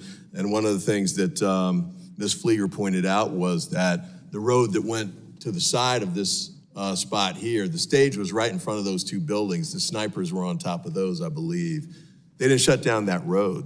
And she also showed me a photo of her husband going in on that day through a fence that wasn't guarded in the perimeter area. Another point that she made was that the night before the speech was done, she and 50 or 60 other people from the community came to decorate the stage and put up the red, white, and blue blending and the Trump signs and everything. But the point she had there was that none of those people were vetted before they went into the area and were up at the stage and, could have done anything, I think was the point that she made. And also noted that apparently the shooter had hidden the gun somewhere on the site by, I think where I hate to call the name of the business, but the business where the shooter ended up taking the shots from. So I think there's a variety of concerns here that I look forward to getting a chance to hear from these individuals. I don't know if it's going to be in the context of this committee or the oversight committee or the task force that's been proposed. Whoever does it needs to go talk to these folks, because the ones that I talked with had not been interviewed by the FBI, Secret Service, or local police. And they have key information that I think we should have. especially in making decisions about going forward. And then just a couple quick points before my time runs out. I think it came up with respect to the communications piece. I appreciate Mr. Yoy's comments there, but we need to figure out not just what happened on that day, but when we do these at other sites across the country going forward, what's going to happen with the communications? And if they're not using the national bandwidth that was set up, how can we make sure that that happens in the future? And then with respect to the local police not reinventing the wheel every time, one of them suggested, maybe some kind of clearinghouse or information where local police departments, local elected officials, who, for example, in this instance, didn't find out the president was coming until a few days before, and therefore had to scramble to catch up. I believe she called your office, Congressman Kelly, to figure out what was going on, and you hadn't even been told about it yet. So we need to get to a point where we've got better communication, that we're giving elected officials and law enforcement at the local and state level more lead time and more information so they can prepare for these events. And I know that the director has resigned, but I think it's critical to make sure that we go forward with the investigation of the Secret Service, whether she's there or not. And then the last point, I apologize for running over, is that to the Secret Service and to Homeland Security, I know there's going to be a process now to replace her, but that cannot get in the way of us sorting out what happened on that day, and more importantly, what we need to take forward, because we've got other events coming up in the very near future. We got to make sure we take those lessons quickly, and so we can move them forward. And I thank the chair for his deference for giving me a little time to run over there, and I thank you again for taking us up to Butler. You were making an excellent point, and I didn't want to stop you, Mr. Ivey. I now recognize Mr. Garbarino, the gentleman from New York, for 5 minutes. Thank you. Thank you, Chairman. Colonel Paris, there have been conflicting reports about the location of state and local law enforcement. Secret Service Director, I believe, said that, former Secret Service Director said that local police were in the same building that the gunman fired from, while other accounts indicate that local law enforcement was in an adjacent building. Were any Pennsylvania state troopers, state police assigned to the building where the shooting happened? There were no state troopers, to my knowledge, assigned there, sir. Do you know if any other local law enforcement were assigned inside that building? I only know that Butler ESU were assigned. When you say that building, I'm referring to there's a series of buildings there that have covered walkways or second-story walkways that allow you to, it's almost like a pole barn type configuration, a modular type building. But to my knowledge, there were no troopers assigned to that location, sir. Thank you. Mr. Yos, as technology has evolved, drones have become widely available to both law enforcement and the general public. For a large event with this level of security, would you normally expect law enforcement to use drones for surveillance and deploy counter-drone technology? I'm sorry, I didn't hear the last part. Would you normally expect law enforcement to use drones for surveillance and deploy counter-drone technology? Well, obviously, as I mentioned earlier, just my experience at this location is there are a number of elevated locations that should have been secured. There are a lot of ways to secure that. They could be with individuals assigned to it, but certainly an overwatch to be able to get a good visual of those locations is paramount. So it's been reported that the Secret Service apparently did not use drones for surveillance, but the shooter was able to fly his own drone over the area earlier on the day of the rally and get aerial footage of the site. Do you know if that's true? I have no direct knowledge. Were you, okay, so, and you know if whether or not local, state, Secret Service enforcement was aware of any drone use? I've heard the news reports, but I have no direct knowledge. Would you consider this a major security breach? Absolutely. Now, it's also been reported, Colonel Paris, that the local law enforcement spotted the shooter outside the AGR building and on its roof minutes prior to the shooting. Did local police alert the Secret Service that the gunman was on or around the AGR building roof? Do you know?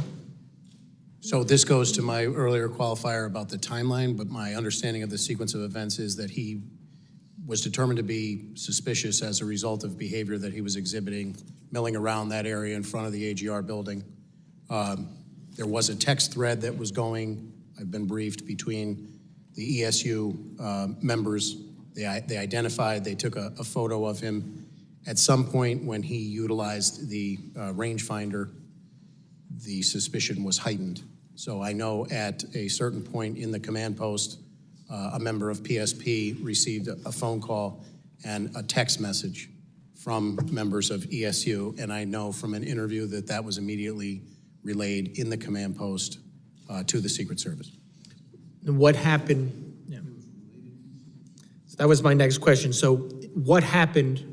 What actions were taken after it was relayed to Secret Service? So when the PSP member received that information and verbally turned right around, gave it to the Secret Service, our member was provided with a number to which the picture that had been taken by the Butler ESU members that was on that group thread, to which that should be sent. Our member did that, and our understanding was that was some element of the Secret Service. So this was all reported. Yeah, this was all reported to Secret Service, and they gave him, Secret Service then sent him back, one of your officers, a number back to send the information back to. Is that what you just said? That's my understanding. When did that happen?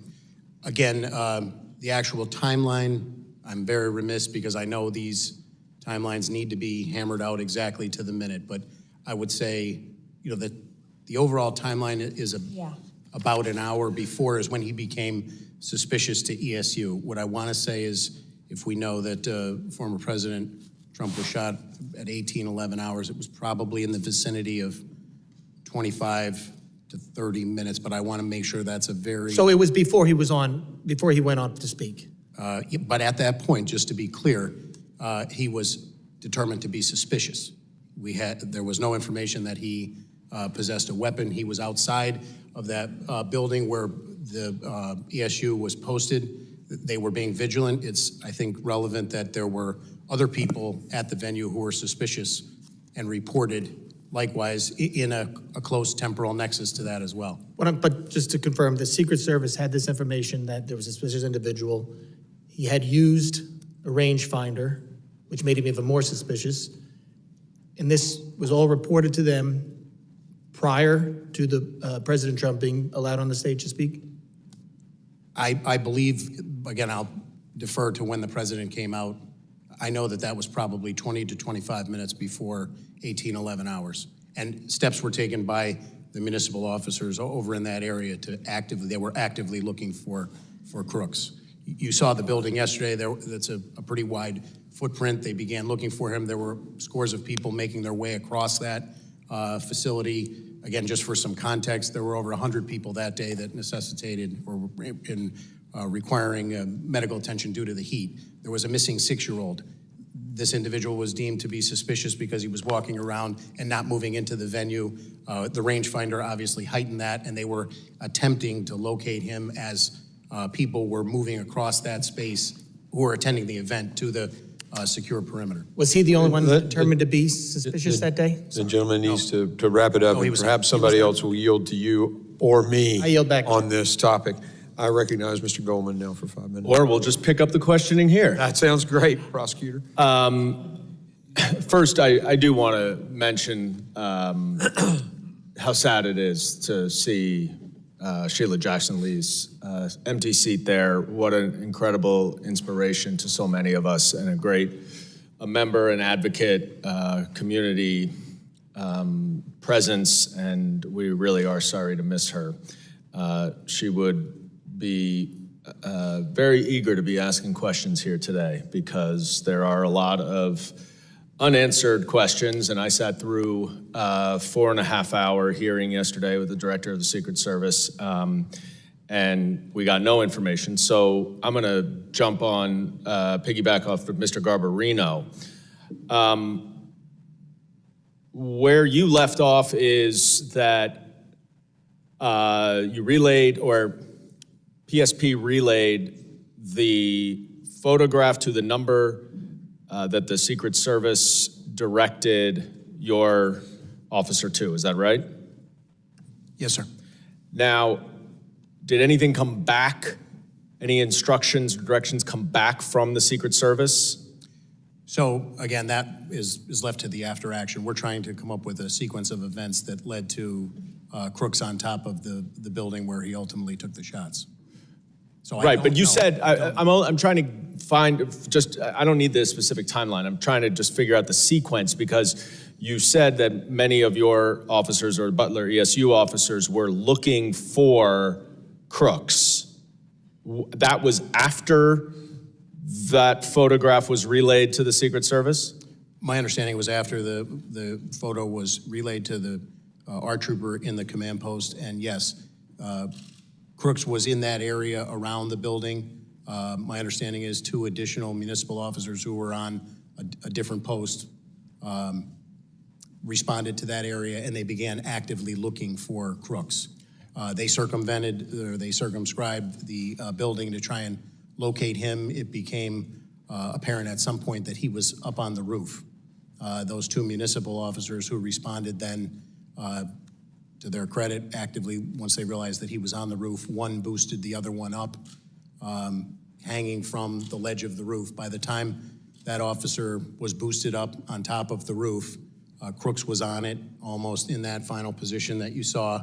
He had the AR out, and he pointed it at the municipal officer who, suspended from the roof, was not in a position, feet dangling at that point, to draw a weapon or continue hoisting himself back up on the roof. He drops back down from the roof, and at this point, I believe that's when the video that's been widely circulated with people filming Crooks up on the roof, saying there's somebody up on the roof. There were other law enforcement around the building running, but their vantage point on the ground did not lend a clear line of sight to where Crooks was at the top of that building.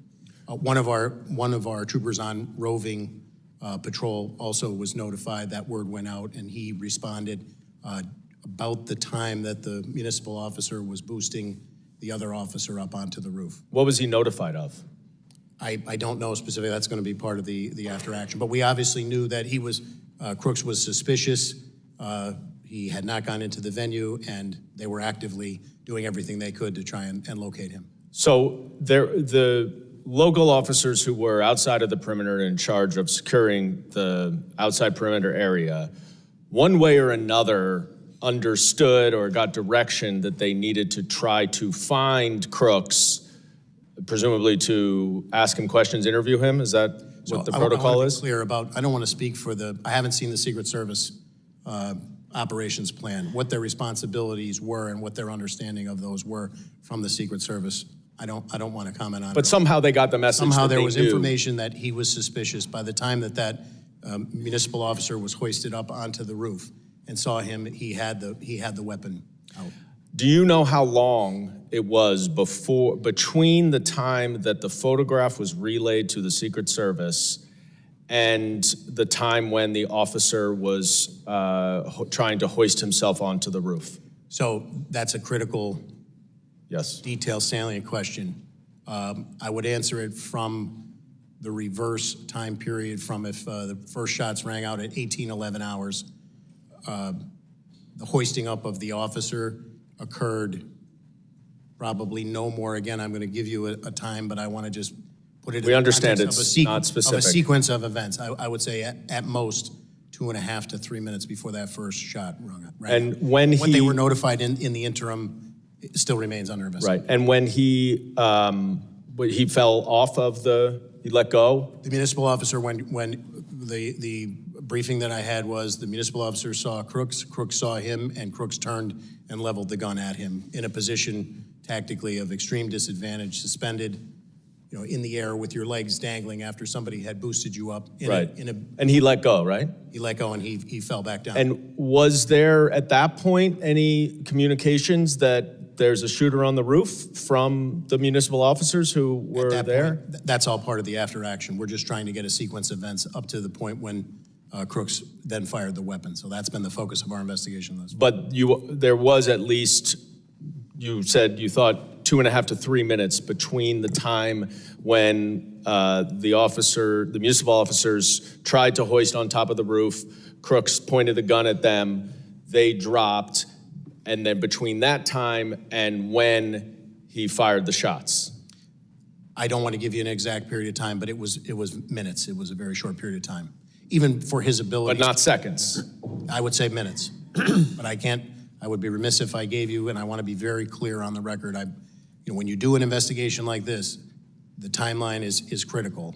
You're asking me, I was briefed, I'm answering to the best of my ability right now. And I know my time is up. Colonel Paris, I want to thank you for, providing us with this information. It was incredibly disappointing that the director of the Secret Service did not provide any of this information yesterday. I think it is good that we're going to have somebody new at the top, but just having somebody new does not answer the questions. And Couldn't agree more. Mr. Chairman, I know you are working diligently to try to get witnesses here. This is not an academic exercise. This is not something that the American people can wait 60 days for. With these gaps in information, there are conspiracy theories, there is disinformation, 100%. And all of our safety is at risk, political violence is escalated, and we need to know these answers. I thank you for bringing these witnesses here, and I yield. Yeah, absolutely, and I appreciate the tag team between two sides to get to the details on this, because this is poignant, very poignant. I now recognize Ms. Green for 5 minutes. Thank you, Mr. Chairman. Colonel Paris, I'd like to carry the dialogue on about the specific timeline. I have a timeline that was given to us on the Oversight Committee yesterday when we questioned former Secret Service Director Kimberly Cheadle, as she has resigned today. But the timeline that I'd like to talk to you about is exactly what you were just discussing here. 18 minutes before President Trump took the stage, it was at 5:45 that the Butler County Emergency Services noticed Thomas Crooks on the roof, took a picture and reported it. You stated just a few minutes before in your testimony that the police or PSP were given a phone number to the Secret Service and that Butler County Emergency Services texted or sent the picture. Was that a text? Was that a digital platform? Was it an email? How did they send the picture? So just to be clear, at that period of time, at 18:45, I don't believe the testimony was 5:45 p.m. 5:45 p.m. Yes, ma'am. He was not up on the roof at that point, is my belief. No. Emergency Services noticed Thomas Crooks on the roof. This is the timeline that we have. Took a picture and reported it. Who did they send that picture to? Just to be clear, they were posted in the AGR building and took a picture of him. That's what you're. Yes. Who did they send the picture to? So I only know from interviews what I can confirm to my knowledge and belief here today that a member of Pennsylvania State Police inside of the command post received that information telephonically and by text, relayed it to the Secret Service, and then was given a number to follow up on. And that was based, again, heightened suspicion. How did they relay it to Secret Service? I believe that they verbally turned and said in the command post, this is information that I just received. And then in follow-up to that, as directed from the interview that I was briefed on, that was forwarded by text as requested by the Secret Service. Can you give us copies of that communication and that phone number that was given to them was for Secret Service? So that's part of the ongoing investigation, and I would defer to the legality of. Can you find that information and provide it to our committee? I will look to see if legally I will consult Chief Counsel within the state police, but it is an ongoing criminal investigation at this point. So after it was reported, President Trump took the stage at 6:03 p.m. All of this took place. This was 18 minutes before President Trump actually took the stage at 6:03 p.m. President Trump was shot in the face at 6:11 p.m. This has all been reported, these timelines. Why do you not have a timeline? Because it's not the timeline is going to be critical for the after action report. Obviously, we're conducting an investigation with the FBI. We have been deferential to the FBI in terms of what has been released to the media. I was present for one press briefing on the night of Saturday night, July 13th, and we've been deferential to the FBI on that. So I would refer you to the FBI. The timelines that you're quoting, I just want to be clear on the record. To my knowledge and belief, I don't have a minute-by-minute timeline. I've had multiple briefings about what these interviews have gleaned, but they're from the perspective of PSP investigating the homicide and the 2 attempted homicides. Thank you, Colonel. During the event, at what point in the day was someone from your team first made aware that there was a potential suspicious person or possible threat? So based on my knowledge and belief, that information relayed to the command post from Butler ESU, well, in terms of crooks, was the first time that I'm aware of. Again, keeping in mind, I've heard estimates that there were 13,000 people there. There were multiple people identified as suspicious, several that were identified in that area. Yes, thank you. Now, you stated before in your questions that you haven't seen an operation plan, but didn't your team participate, and why haven't you seen the plan? So as my answer prior on the record, I've asked for it. The state police has asked for it. We have yet to receive it. And my understanding is that our walkthrough with our commanders and our area commander was to delineate what our responsibilities were, and we endeavored to fulfill those responsibilities. Who was the Secret Service agent in charge of the advance team? I don't know the name of the agent. How was PSP supposed to communicate with Secret Service on the advance team? You mean in the planning leading up to it? So my understanding is, as is typical, we're notified. We were notified by email on July 5th. The meeting on July 8th, Monday, was to get all of those partners together to exchange information, how they could communicate with one another, and then the planning took place from there. Could you provide our committee a copy of all those communications, Colonel Paris? So I will check with our legal counsel. I mean, Pennsylvania has multiple state statutes that cover investigative plans or law enforcement sensitive information. Okay, thank you very much. And Mr. Chairman, one more thing, if I may. Trump's Secret Service protection could be removed under Benny Thompson's proposed legislation. This legislation was introduced while the politically weaponized government was prosecuting former President Donald Trump.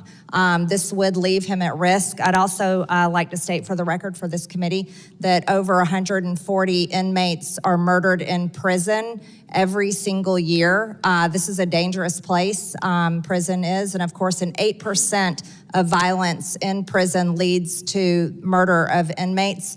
This legislation is reckless, and the minority ranking member needs to withdraw this legislation that would lead to the murder of President Trump. Gentlelady's time has expired. I now recognize, well, we're not going to debate. You think that statement should be made when the ranking member is here so he can at least address it? Thank you. He made his point earlier about his bill. There's a difference of opinion, I suppose. But we're just, y'all are out. Okay. I now recognize Mr. LaLota for 5 minutes question. Thank you, Chairman. 10 days ago. Thank you, Mr. Goldman. 10 days ago, a 20-year-old with no military or law enforcement training, with no more than about $1,000 worth of equipment, and apparently working alone, thwarted the United States Secret Service, an agency with a $3 billion budget and about 8,000 personnel. In the early phases of this investigation, the Secret Service, it is clear the Secret Service exhibited poor tactics, including substandard two-way communications with state and local PD. They displayed a lack of strategy, including not employing drones to surveil the risks to President Trump and the crowd. And since July 13th, the Department of Homeland Security and the Secret Service, evidenced by them not being here today, has avoided accountability by, among other things, avoiding hearings like this. The attempted assassination of former President Trump, the leading candidate for president in 2024, shocked the conscience of nearly every American, regardless of party affiliation. We, the members of the Homeland Security Committee from both sides of the aisle, are here today to ask questions and about those who are in charge that day, to hold the Secret Service accountable, but more importantly, to ensure this never happens again. Chairman, thank you for hosting this hearing. Colonel Paris, you're the commissioner of the Pennsylvania State Police Department? Yes, sir, I am. And your testimony, sir, is that approximately 25 minutes, I won't hold you to the exacts, but approximately 25 minutes before the first shots were fired, that local law enforcement officers identified Crooks as suspicious? As suspicious, yes, sir. And what was it that led those officers to conclude that Crooks was suspicious? My understanding was that he was milling about, and he stood out to them because he never made his way to a point of ingress to the venue. In defense of possible hypotheses, could have been waiting for somebody, could have been delayed, but he stood out to them, and they, from their vantage point at the AGR building, identified him as suspicious. That was 62 minutes prior, as I understand the timeline. That first one, it was 25 minutes prior for the rangefinder. Thank you, Chairman. And Commissioner, with respect to him being suspicious, were there other folks who were also in the crowd identified as suspicious by law enforcement? I have been briefed that, yes, there were multiple individuals, which would be consistent with normal operations for a detail like this that are identified as suspicious. Can we take that as a single-digit number of other folks? The number that I was briefed on was single-digit, but I can't say definitively that I was. What number were you briefed on, Colonel? Excuse me? What number were you briefed on? I believe I was briefed on an additional 3 individuals. Okay, so Crooks plus 3. My understanding is you had about 30 Pennsylvania State police officers at the time of the rally? That were assigned to the detail, both responsibilities of the detail, yes, sir. And were all of them assigned to your area of the perimeter, not the interior where the Secret Service held the most jurisdiction? I'm confused by your question, sir. My understanding, and what the committee has been told, is there were 2 layers of defense of President Trump. 1, the interior, which the Secret Service held the most domain over, and 2, the exterior perimeter, which had ceded a lot of authorities to state and local. Is that your understanding as well, Colonel? So I don't want to get convoluted with different perimeters. I'm familiar that there was a VIP seating area up front. When I refer to the secure perimeter, I'm talking about the fencing that goes around the Butler County Farm Show. All of our people were detailed at various locations decided by the Secret Service inside of that. Thanks. That leads me to the next question. If staff can cue up the Eli Crane video at about second number 1 or 2. This is the AGR building. I and several of my colleagues were there yesterday in Butler. Kudos to Mr. Crane for getting this good video. My understanding from your prior testimony is there were 2 officers stationed or assigned, I think was your testimony, to this building? I'm aware of 2, but I don't want to say, again, not having seen the Secret Service. And they were assigned, sir? My understanding is that the Secret Service and Butler ESU had some sort of collaboration, and that was to be covered. What was their assignment in the building, sir? I cannot comment. I'd be remiss not. Were they assigned to be in the building? I can't comment. What were the qualifications of the people assigned to or around the building? ESU guys, SWAT guys, long guns, good tactics? They would be, as the name implies, but I defer to their exact training. I'm not aware of it specifically. But your understanding is through the duration of the incident, to at least the first shots fired, they were entirely within the building, not on the building, sir? I don't 100% want to say where they are, where they were the entire period. But you don't have an understanding as to whether they were assigned to be in the building or on top of it? I don't. I would need to see the Secret Service operations plan. And would that have been left to the discretion of state and local, or would that have been left to the discretion of the Secret Service? It sounds like you're saying that would have been left to the discretion of the Secret Service. I would say it's the Secret Service as the lead agency, just like they told us. Here's the post we want you to staff. This is the motorcade we want. I would defer to the Secret Service. Thanks, Colonel. When in Butler yesterday, we asked the question, why weren't the 2 well-qualified ESU officers on top of the building rather than in it? And what would you say if we were told the explanation is, well, it was a hot day in Butler and there was air conditioning inside the building and not on the building? What would be your reaction to that assertion, Colonel? I can't respond to it. I have no firsthand knowledge about it. Was it a hot day in Butler that day? I believe it was a warm day, yes, sir. But you have no knowledge of whether or not the Secret Service or anybody else assigned these 2 officers to be in the building and not on it? No, sir. I yield, Mr. Chairman. Gentleman yields, and we're going to go out of order because Mr. Luttrell has to get to his committee, so you're recognized for 5 minutes. Thank you, Mr. Chairman. Can you pull the video back up, please? Just for clarification, that is the exact point where the shooter was positioned, correct? Looking through that window in proximity to, if you give a range fan, if you were to expose yourself outside that window, is that the shooter's position? No? In relation to that video, where is the shooter's position at? Just further on the left side. And Mr. Paris, can you clarify something? There were ESU agents internal to the building or in proximity to the building and in that location, correct? I don't know to that specific location, but they were assigned to the AGR building. And once the call went out that you had a bad actor in, the agents in the building left their position to try to find that individual? My understanding is he was on the ground moving around the perimeter, and they moved to actively aid in the search along with additional municipal officers who were. Does it make sense that ESU agents would be positioned inside the windows so they'd have a better vantage point out into where the X is, or where the asset is located? Could you ask that question again, It makes sense to me that the ESU agents would be positioned in these windows, the windows that they're talking about in this building, so they could have better eyes on the asset, the president, instead of internal to the building milling about. Is that a fair assessment? I'm remiss because I don't know what the conversation was and what the responsibilities delineated. I think my concern is if we did have agents, let's just speak hypothetically here, if agents were positioned in these windows in order to provide protection for the asset, and then they were released, and I'm assuming they work in pairs, correct? There's only 2 of them, or is there 4 of them in the building? Do we know the answer? From my briefings, there were 2. There were 2. But to me, it would make sense that one would stay behind in order to cover the X, or cover the asset, and then one would engage in activity to find the actor that they were trying to identify, correct? I think my concern is the individuals may, and I hate to say this out loud, but if we didn't do due justice and we left that asset exposed because both ESU agents went to look for a bad actor, we just gave the shooter a bowling alley. I don't know what their responsibilities and their rules of engagement were, not having seen the Secret Service operations plan. And I'm reluctant to speculate at this point, 10 days out, sir. I would rely on the reviews yet to come. When it comes to Secret Service, talk comms matrix here real quick. When it comes to Secret Service and the local law enforcement, the state law enforcement, I understand that they are housed in the same, is there a common communication channel?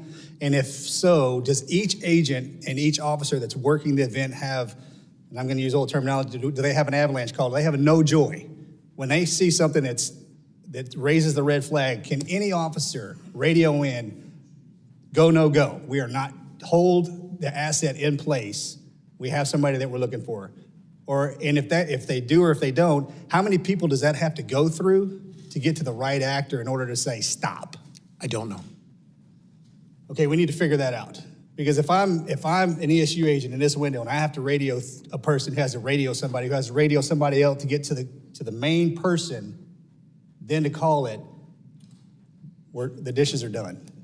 I'm aware of 3 radio systems in operation, PSPs, the Secret Service, and Butler counties. All communicating on different channels? Technically, yes, but the integration occurs, I can only speak from PSP, our integration occurs by us having somebody inside of the Secret Service command post. Again, for an incident of this magnitude, in theory, the more people you have on the same channel, if there was a medical emergency or lost 6-year-old and everybody keys up at once, it paralyzes your communication. I understand that, but if there's one specific channel that you can go to call an avalanche and say, which is freeze the asset, I think that would be necessary. Now, you mentioned something earlier. You guys have done about 20 events this year in Pennsylvania. So, and you spoke, it's common. Now, the military folks in this room are going to understand this. The first month of deployment and the last month of deployment are the most dangerous times to be in combat. One, because you get there the first month, you have no idea what's going on. And then you're there and you get common. You get complacent. And before you leave, that last month, situational awareness kind of dies down a little bit, and that's when bad things happen. There's absolutely nothing common in protecting a president, ever. And as we move forward, I don't want that to be a term that we use, because common just got our president, our former president, shot.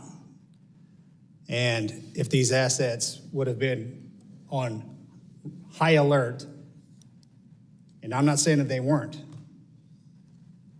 but when things become common, we get complacent. I've instructed our commanders moving forward, if there is any, my expectation would be that through the collaboration and the planning of these events, you want more people there, you want people voicing issues and everybody operating on the same page in a unified command. But I have instructed our commanders, the ops plans get reviewed prior to this, up through our Deputy Commissioner of Operations, Lieutenant Colonel Bivens, seated here behind me today. But as a result of this, if there are any issues that our people see, we are ordering them to flag them, and we'll work collaboratively moving forward for the remainder of the season and moving forward. Thanks, sir. Thank you, Mr. Chairman. Gentleman yields. And our witnesses at any point where we're going to probably go at least another hour here. If you need to take a break, just let me know and just give me the high sign or a thumbs up. Y'all are okay right now? Or are you? Yeah, we can Take a break? All right, we'll do 5 minutes and 5 minutes only. The restroom's right down the hallway to your right. Adjourn.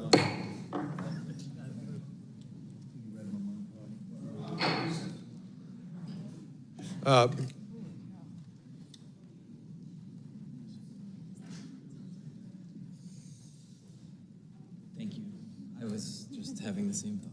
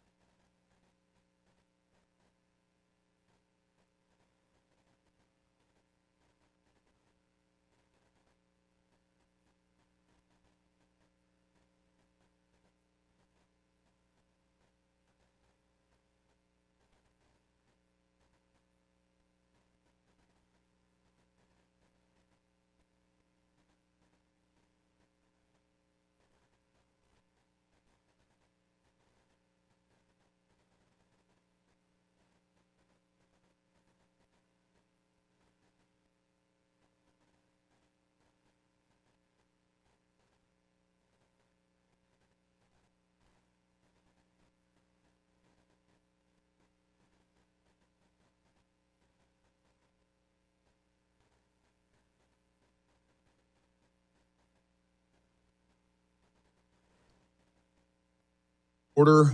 I now recognize the gentleman from New Jersey, Mr. Menendez, for 5 minutes. Thank you, Chairman. Thank you to our witnesses for appearing here today. I just want to join my colleagues in remembering our colleague, Sheila Jackson Lee. She was incredible at this job. She was brilliant. She was tenacious. She was tough. But she cared about her district, cared about this country, and perhaps my favorite thing was her taking the 5-minute clock as a recommendation as opposed to a hard set time. But to the matter today, I just want to ask Colonel Parris, how many times have you worked with the Secret Service on events like this in Pennsylvania? So year to date, we're in the low 20s. So low 20s just this year? Yes, in an average year, it's about the same number, but given that the election year, there's more. Yeah, and I'm sorry for not knowing this, but in your entire career, that would make it roughly how many times? Dozens, I would say. Okay. And do you find that there's, for each event, despite whether it's in Philadelphia or Butler, a standard process and set of procedures that are followed every single time? In terms of the planning The of it? Or consistency of the planning of the event? Yes, I would say there is a consistency of the planning based on my experience, yes. Not much variation. There is a set plan that the Secret Service administers with its state, county, and local partners? That's been my experience, yes, sir. Was there any change or deviation? Not to my knowledge. Okay. I benefit from so many of my colleagues on this committee who served in law enforcement, served in our military. I did not. I want to ask you a question. From the time that a law enforcement officer was hoisted up, was identified by the shooter turns his rifle on him, how long between that encounter and the first shot? So I'm glad you asked me that question, Congressman. I'd like to clarify. So it was a matter of seconds. Okay. Because I think earlier it might have been minutes. Correct, and I appreciate you asking that question and allowing me to clarify it on the record.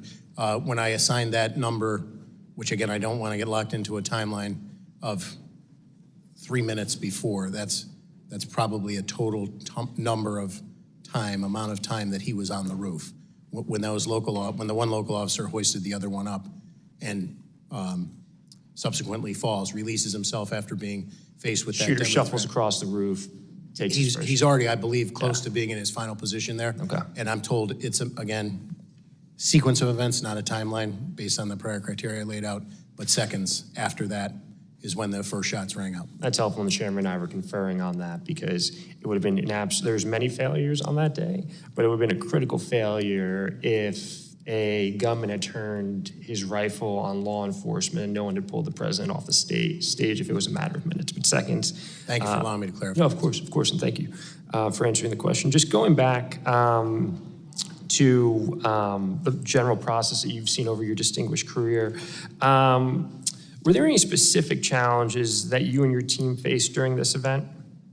None of which I'm aware, to my knowledge. The planning on the PSP side, as per our interface with the Secret Service, was routine. Okay. And you mentioned earlier that in your experience and the standard protocol, a Secret Service engages with its state, county, and local partners. They have a plan. They work with their partners to implement the plan in the lead up to the event and the day of the event. Is there an opportunity for the state, county, and local partners to provide input, given that they have more familiarity with the area? Butler Police, you yourself have more familiarity with the area. Is there an opportunity for you to provide any feedback to the plan that the Secret Service comes to you with? In my past experience, yes. And in my past experience, I found the Secret Service very open and collaborative. We enjoy a very strong working relationship with them. And again, there's that fine line where the deference is that they're the top comm under a unified command. It's their incident. But certainly we would endeavor to give them any local nuance that would make the planning more successful and more safe. I appreciate that. One of the things we touched on multiple times today is the multiple lines of communication, 3 different signals that were being used, a command center. In your experience working with the Secret Service, Have you seen a better implementation of a more streamlined communication setup that allows the different actors, the local PD, the county PD, the state police, to directly communicate to the command center, and then once there's a clear chain of command? I have not. The Secret Service comms is a very complex operation because of the worldwide environment in which they work. I'm in no way an expert in it. I think from the state and local perspective, our job is to try and integrate communications, and it doesn't have to be a super high-tech solution. We have people who can get a message, turn over their shoulder, and report verbally. We have radios that we can exchange, or we have a trooper with a radio assigned to another partner, be that a federal partner or a municipal partner, and those two radio communication systems can interface because of the human interaction. And I'll wrap up real quickly, Mr. Chair. And it sort of makes sense in a way because you're gonna have people doing traffic. Folks who you mentioned, a child went missing. You could have a firecracker. You could have a multiple number of things that don't need to rise up, which is why some level of siloing makes sense. But we need to look at how we make it a clearer chain of communication to ensure that really important pieces of information, like identifying the shooter on the roof, doesn't get delayed in moving through those channels. So thank you both for appearing here. Thank you both for your service, and thank you, Chair. I yield back. Gentleman yields. I now recognize Congressman Ezell for his 5 minutes of testimony. Thank you, Mr. Chairman. And, you know, we also want to thank all of you for being here today and for Speaker Johnson for putting together a bipartisan task force to try to, so we can get as much information and find out what happened here. Today's conversations regarding the attempted assassination of former President Trump is a critical one that I pray never happens again. Throughout my law enforcement career, I held many leadership positions, and through those roles, I've coordinated with the White House, advanced teams, state and local law enforcement, and doing some of these very same similar type events. And we have one goal in mind, and that's to keep people safe. Because of a massive failure in communication, President Trump was shot from a little more than a football field away. And because of the failure of former Secret Service leadership, especially the former directors, spectators were forced to do what the Secret Service failed to do, and that was protect themselves from bullets. Ultimately, this led to the death of Corey Compertor, who gave his life while bravely shielding his wife and children during this terrible thing. Colonel, thank you for being here today, and I've said from the beginning, if you want answers, you got to talk to the men and women who were on the ground, the law enforcement officers who were out there and who were taking directions and commands from the leadership of Secret Service and various other leaders. You testified that 32 members of PSP were assigned to various roles to assist the Secret Service. Is that correct? Yes, sir, I did. Your officers were assigned to various roles, but they were not responsible for securing the building or property at AGR. Is that correct? Yes, sir. The former director testified yesterday that the building was outside the Secret Service secured perimeter. Did the U.S. Secret Service leadership direct local or state police that was their job to secure the building? And if so, did they provide any guidance on this? So as I stated earlier, aside from the briefing that I received about the walkthrough, when the question was raised and the response from the advance team of the Secret Service, the agents on the pre-plan, that was going to be the responsibility of Butler ESU. I have no firsthand knowledge about any interaction between the Secret Service and any other entity, really. Thank you. The Secret Service established and managed the primary command post for communications in the office of the Butler Farm Show. Is that correct? That's my understanding, sir, yes. Preliminary findings have concluded that communications were siloed and local law enforcement were not in frequent radio contact directly with the Secret Service. Local SWAT and sniper teams were on a separate radio channels from patrol. Colonel, do your radios have the capability to be programmed to be in contact with other agencies? And do you know if the officers on the ground that day had communication capabilities with the Secret Service that was on that duty that day? You're asking me a very specific question that I would defer to our Bureau of Communication and Information Services, I can get you an answer as to what those specific capabilities were. Do you know if the Secret Service provided any guidance on combined communications? I do not, again, referring, I have not seen their operations plan. At 5:45 p.m., a local law enforcement sniper observed the suspect with a rangefinder and reported the suspect to command and the U.S. Secret Service. Colonel, how would you have responded to that information? So again, I certainly wouldn't articulate that at that point, a rangefinder, which could have legal and legitimate use, that is a threat, but it's certainly a highly suspicious activity that should be addressed. Exactly. Mr. Woes, you testified clear and constant communication is crucial to ensure the security of the protectee, and that local law enforcement should be part of the command post to facilitate real-time information sharing and rapid response to emerging situations. As we all know, separate communications are necessary and effective during a large-scale event like this. There's no way everybody can be on the same channel. You talk over each other, you won't ever get anything done. But there must be some clear understandings through communications at the beginning so that split-second decisions can be made so there won't be a lapse in time and these terrible things happen. Would you like to just say a few words about that? Sorry, there's no doubt when you look at how many people are involved in an operation like this, having everyone on one channel is difficult. But there are people within contained areas, and their ability to be able to communicate as things change across platforms is crucial. In this case, we know that in seconds things unfolded, and in seconds, getting meaningful communication out to people who might be able to act on that communication is vital.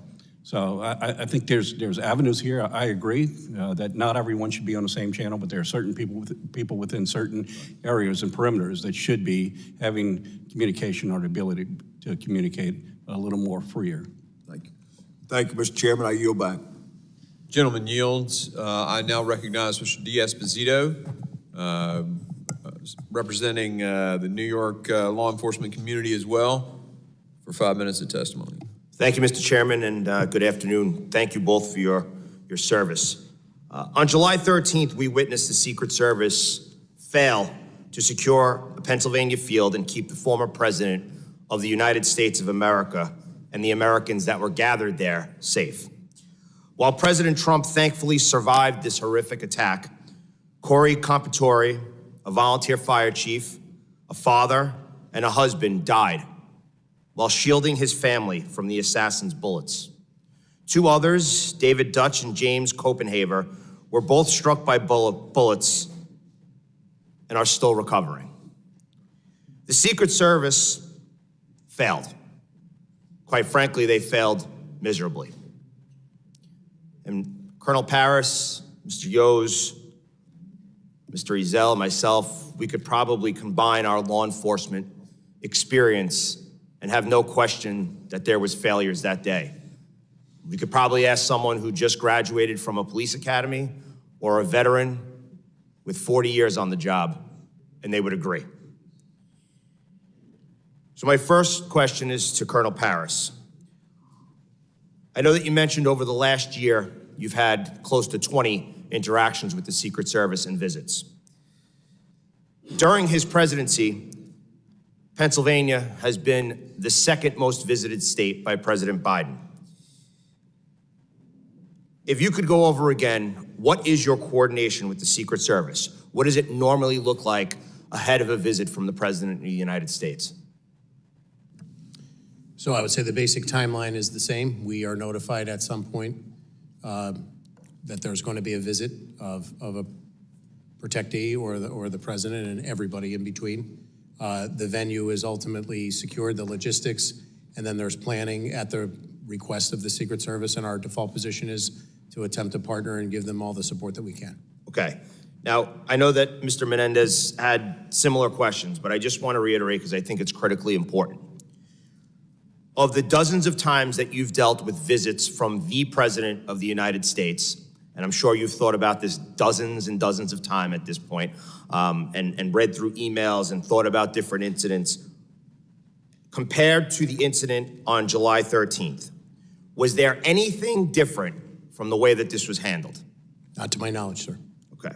So at approximately 5:51 p.m., Pennsylvania State Police notified the Secret Service of a subject with a rangefinder. That was 20 minutes before the gunman shot President Trump and 2 others. This is for either one of you. What should have happened next? So ideally, I would say that Mr. Crooks could have been encountered and intercepted. That would have been the ideal. Mr. Yos? Well, I have no direct knowledge. I want to make that clear, but I think also you need to assess the threat and determine whether there's a need to withhold the asset from the stage. So I think we all know what should have happened, right? 20 minutes passed. There was someone who eventually took a shot at a former president of the United States and killed 2 innocent Americans. So we know what did happen. We know what should have happened. What do you say to those that are saying that local law enforcement failed to provide adequate security at this rally?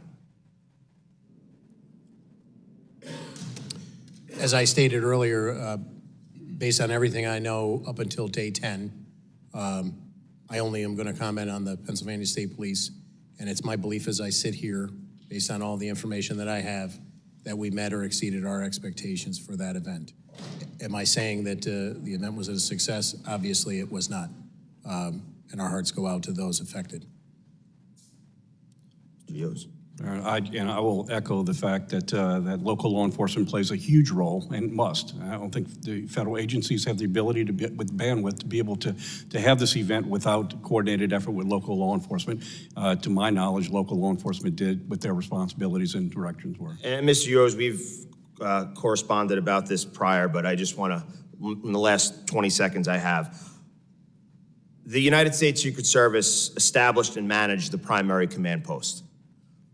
Would you agree, Colonel, that in the United States of America, we have a serious issue when it comes to law enforcement and communicating through multiple jurisdictions and agencies at a singular event?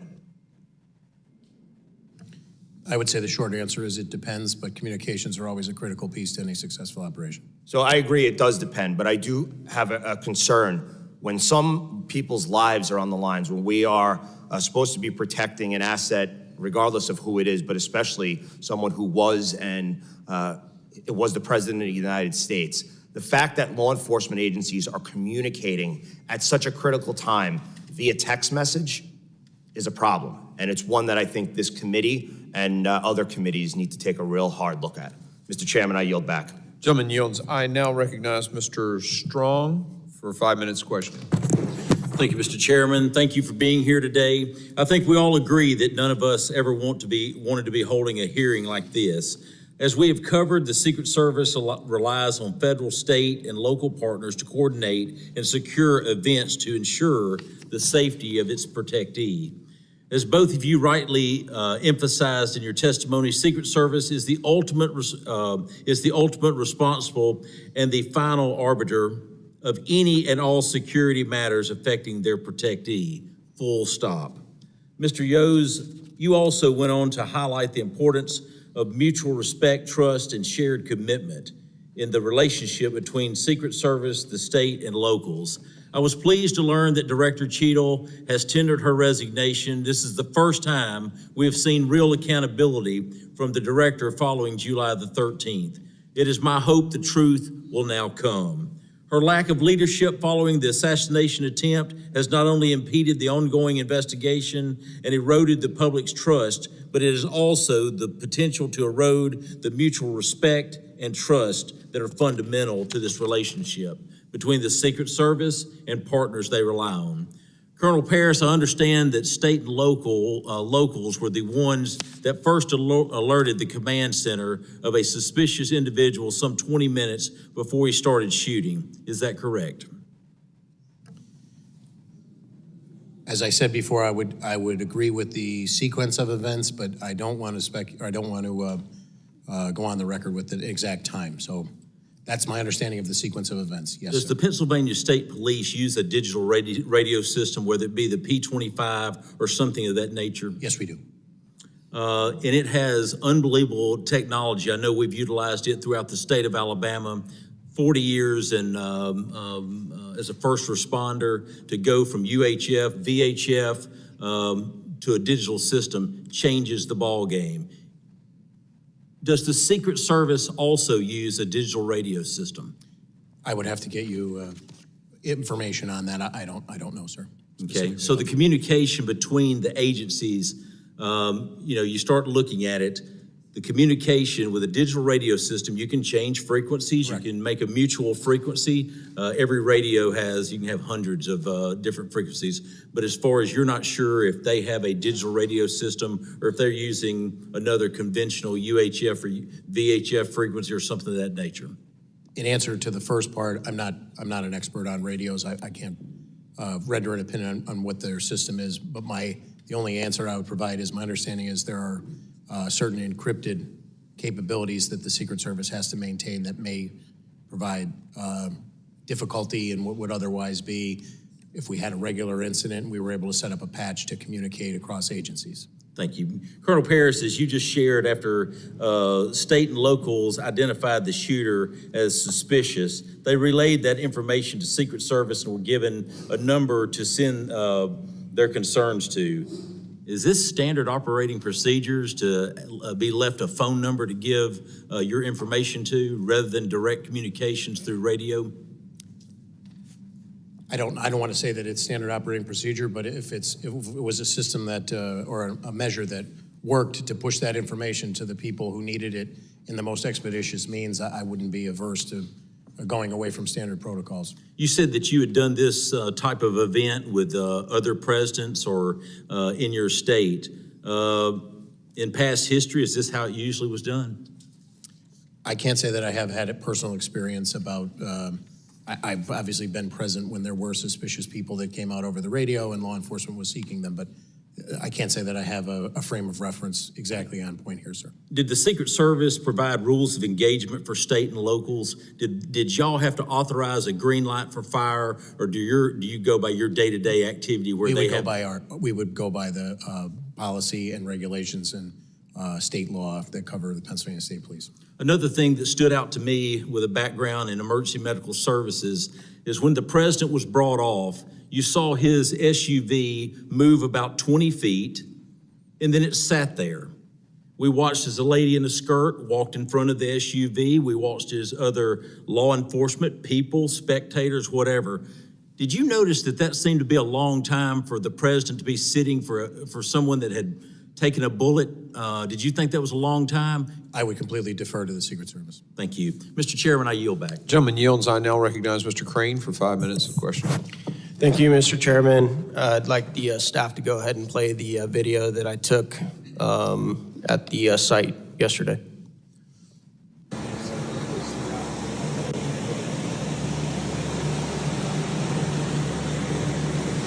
All right, guys, I'm up here on the building where the supposed sniper took his shot. It's not that steep at all. We just had a 70-year-old man back here climb up on the roof easily. See that water tower behind me? Had Secret Service or anybody had sniper teams up there, this guy wouldn't have made it 5 feet up this roof. He would have been taken out. Behind me, you see the windows that Secret Service was supposedly in the second floor of this building behind. Makes you wonder why they weren't able to quickly dispatch the individual. And then behind me, back over here where those red roofs are, that's where the... Can you guys cut it right there, please? President was giving his speech from. A lot of questions here in Butler. Cut it. Thank you. All right, Colonel Paris, did you notice when you showed up on site what the tallest structure on the site was? I can't say at the moment that I arrived that I did, no, sir. Okay. Now that you've had a chance to go back and look over it, what is the tallest structure on that site? The water tower, sir. Absolutely. Colonel, do you know how far the water tower was from the roof where the shooter took his shots? I do not. 160 yards, sir.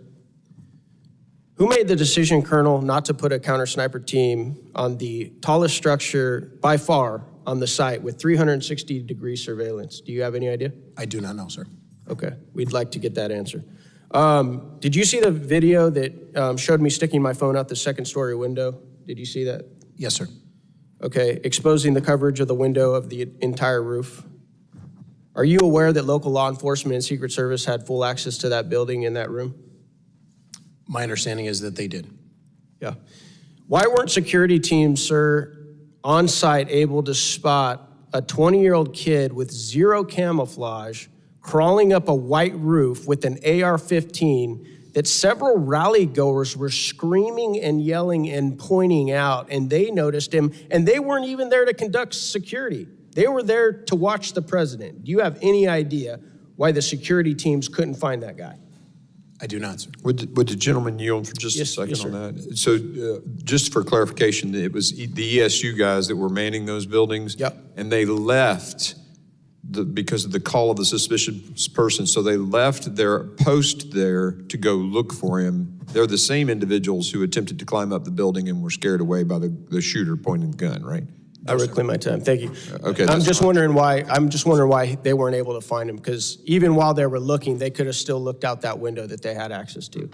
All right, Colonel Paris, I'm just going to say it. Are you aware, sir, that many Americans believe this was very likely not a lone shooter, but a coordinated assassination attempt? Have you been getting those messages from people like I have? I have not, sir. You haven't? Well, there's a lot of people in this room that have been getting the same messages. Why do you think that is? Why do you think that a lot of Americans are like, this doesn't add up, this doesn't make sense, guys?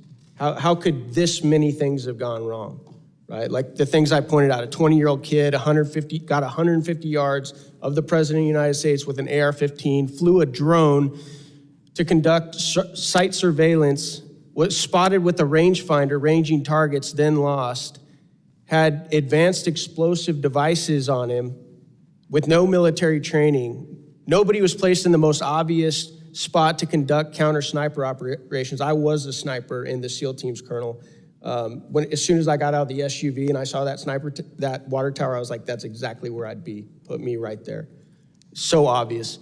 After partisan attempts to bankrupt him, imprison him for 750 years, and countless depictions as a modern day Hitler, are you surprised, sir, that a lot of Americans are like, maybe there's more to this story?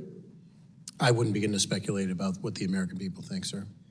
Colonel, did your team make entry and conduct investigation at the suspect's home prior to this shooting? Excuse me, sir? I asked that question. Did your team make entry and conduct any investigation at the suspect's home? I believe we had people that participated in that securing of it. There were bomb assets that we provided. Mr. Chairman, can I have 30 more seconds? Yeah, I'm letting everybody kind of. Okay. On the night of. Since then, none. Did you get any reports from any of your agents of anything fishy at the home? I was briefed on. Was there any silverware found in the home or trash? I have nothing in the briefing that I was given, sir. Was it extremely clean, almost like a medical lab? Were you given any of those reports? I was not giving any of those details, sir. Okay, that's what I'm hearing. Interesting. The last thing I want to enter into the record, Mr. Chairman, this is article, opinion from, I believe, the Washington Post by Robert Kagan. A Trump dictatorship is increasingly inevitable. We should stop pretending. This article compares Trump to Caesar and attempts to justify the assassination of President Trump. And I think even though we want to dodge around it and not make this partisan, I think we all know that a lot of this has to do with the rhetoric, the very violent rhetoric that has led up to this. Thank you. I yield back. Gentleman yields, and so ordered on the entry of that into the record. I now recognize Mr. Burkeen for 5 minutes of testimony or witness questioning. Thank you, Mr. Chairman. Alexandra, would you mind moving that just a little bit forward here so I can... Colonel Paris, can you see that, or am I obstructing your view? I believe I can see it, sir. Alexandra, would you mind? I'm sorry. Can we shift it just a little bit to your left, Alexandra? There we go. Okay, better? Yes, sir. Okay, so this is a picture I took yesterday on the grounds, looking out of that second-story window that has the corridor that connects the AGR building, the American Glass Research Building, with where the shooter's location, and I'm gonna stand up and I'm gonna point to the shooter's location as we were made aware. From that X is where the shooter was shared with us. His body was found. From this viewpoint, there's some videos that make it look like he's more this direction, but from the perception, it kind of is confusing. But he was more towards that opposite side. This window, second story, it's the second window from the right side. That window has this view where they could clearly, those ESU officers that were stationed, given access by the property owner to that window, could see the shooter had they been stayed in that man position. This is there moving towards the location of President Trump with the red barns back here. His stage was right in front of that. And you can see a window here that is absolutely going to obstruct the view to be able to look to the 20 or 30 different barn structures, the cattle building, the sheep building, the hog building, the rodeo arena by the pond. The many structures, there's 50 buildings within a 500-yard radius of where President Trump was at. So many vulnerabilities. Do you see a problem with that window being in the way of someone being able from this position to be able to take care of the asset? A casement window would present a tactical concern for full field. And I understand potentially, this was air conditioning on top of this second story building wasn't, and so maybe that was a consideration. But ultimately, Secret Service is the one who made the determination of placement or contacting or making sure the plan was in coordination with the property owner for gaining admittance from the property owner for this second story window. Is that correct? That was Secret Service's plan. Correct. Ultimately, it's on this. It's on Secret Service for that plan. All right. My question is, if it's their plan, did they not indicate that someone had to stay manned in that location? Because we're being told that when the two officers, local PD, were trying to lift themselves on the opposite side to get a look at the gentleman, and he turns his gun and then they dropped off the building, this would have been a perfect opportunity, someone to be on a radio, they could have taken him out from this location. Did the Secret Service plan not include directives from staying in those positions? I don't know, sir. You don't know. All right, here's another question. With the 2 minutes that you said that there was an opportunity from the time that they were hoisted up, looked at the shooter, you're given the responsibility, it's just as delegated in the outer perimeter, to secure the area. Why weren't they able to immediately call their supervisor, who would then be authorized to issue a hold on the asset or a get him off the stage call? Why does it have to be, as your testimony says, they took a picture, sent it to Secret Service 20 minutes before the incident of the shooting, and they have to wait for a response? Why is not the line of communication, I understand they're on different radio frequencies, why were they not empowered to say, if we send something suspicious, then state police, local law enforcement, sheriff's department, each one, the head official of each one of those departments, if we entrusted them with enough responsibility to secure that environment, then we ought to give them the responsibility to issue a hold call because of something that they see as a threat. Are they empowered to do that, or does it have to all go through Secret Service to issue a hold? I can only say what I know about the state police operations plan, and I do not know the answer to your question, sir. So I do not know the answer. I don't know what the protocol would be to issue the hold order. And just as a point of clarification that I tried to clean up with the congressman from New Jersey before, when the two municipal officers one was hoisted. Can I jump on that 2 to 3 minutes, because I got limited time here. Just to make sure, that was seconds before. That was seconds before Crooks started firing. Okay, you had said earlier today it was 2 to 3 minutes, but sure you're saying I seconds cleaned that up before. for the second time. Yes, sir. Okay. But even if they're hoisting, your testimony today, if I understood you correctly, it was 2 different officers that were hoisting to get a look at him, not the ones who were manned in this view. That is my understanding, yes, sir. Okay, so had they remained in there, they immediately would have seen the incident taking place if they were on the same line of communication, and they could have taken the asset out. I'm remiss to say that because I don't know what their general rules of engagement and assignment were. from the Secret Service. It just looks to me like a major breakdown of communication. This procedure looks to me like it is lapsed with the ability of someone who, if they entrust them with the ability to secure these perimeter, they ought to be empowered enough to be able to give the authority on their comms to issue a hold. I don't understand that. With that, I yield, Mr. Chairman. Gentleman yields. And I'm going to say this because I have thoroughly enjoyed both of your testimony today. And there are a lot of guys up here on both sides of the aisle that are charged about this, that their emotion is not intended to communicate a lack of trust in the Pennsylvania State Police, or, I mean, you're being incredibly helpful today. Some of the things that we've discovered from your testimony have brought some frustration to our folks, and I hope you'll understand it in that context, that it's the energy is not directed at you. The failure to set up appropriate communication systems and to make decisions when they become aware of someone pointing a rangefinder is what's got people upset.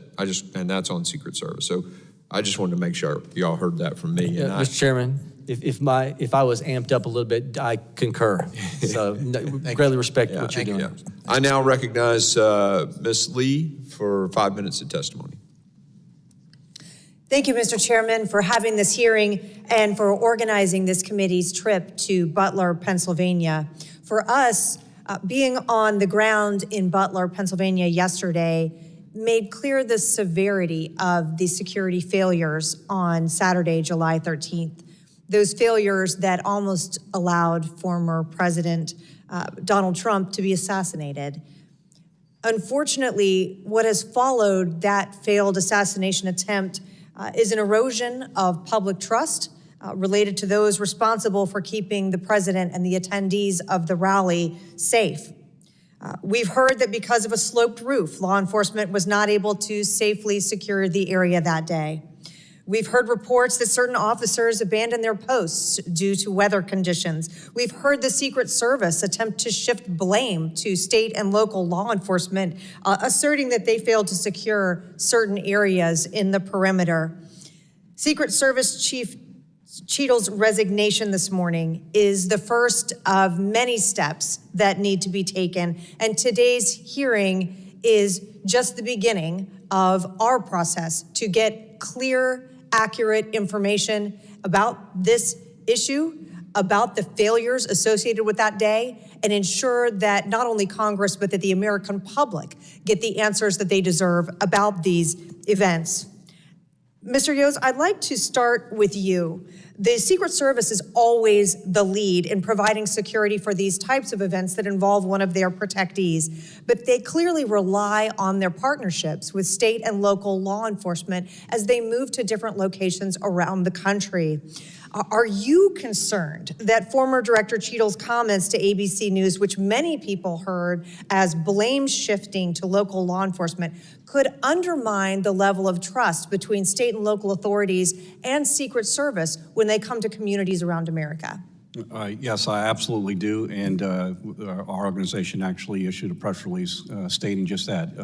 Our relationship, it's impossible for a federal agency to do their function without including local law enforcement. That's a given. And that relationship is built on trust.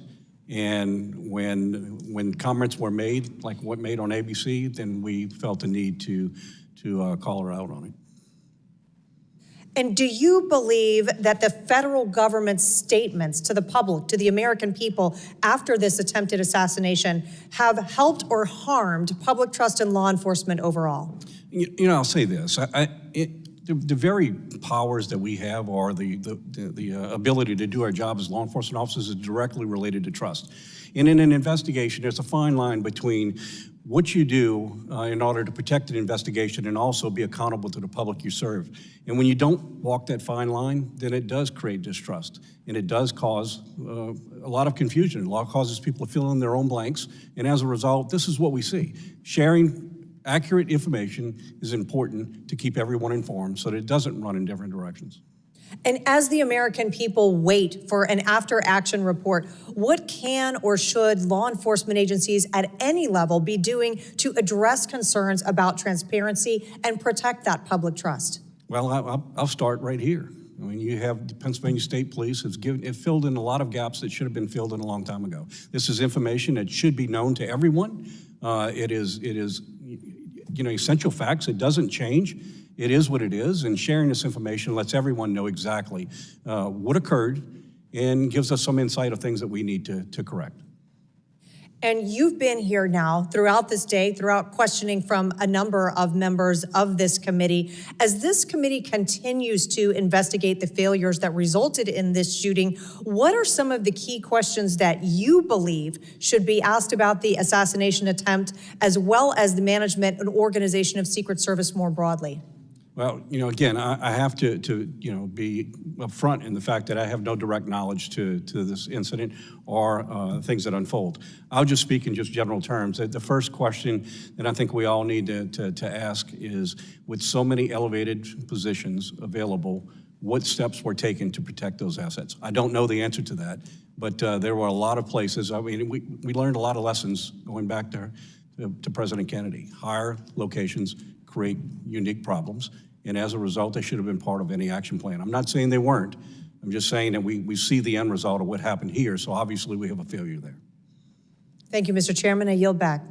The gentlelady yields back and now recognize the gentleman in whose district this tragedy occurred, fine representative from Pennsylvania, Mr. Kelly.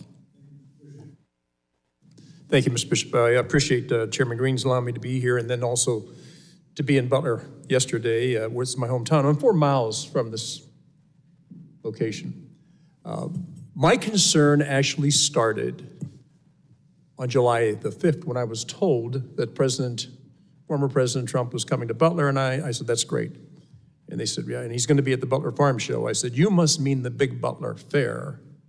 They said, no, the Butler Farm Show. I said, who did a site visit? The answer is, we've already made our determination. My question then was, so then what you just told me is nobody's been to that site. I will just tell you right now that what you are planning there is not proper for the crowd that's going to show up. At that point, the person on the phone said, Mr. Kelly, there'll be 6,000 or 7,000 people there. I said, well, that tells me even more about the fact that you have no idea where you're going. And historically, what has happened whenever the President Trump had come to Butler, we got 55,000 people at that rally. And he said that was before, when he was president. He's no longer president.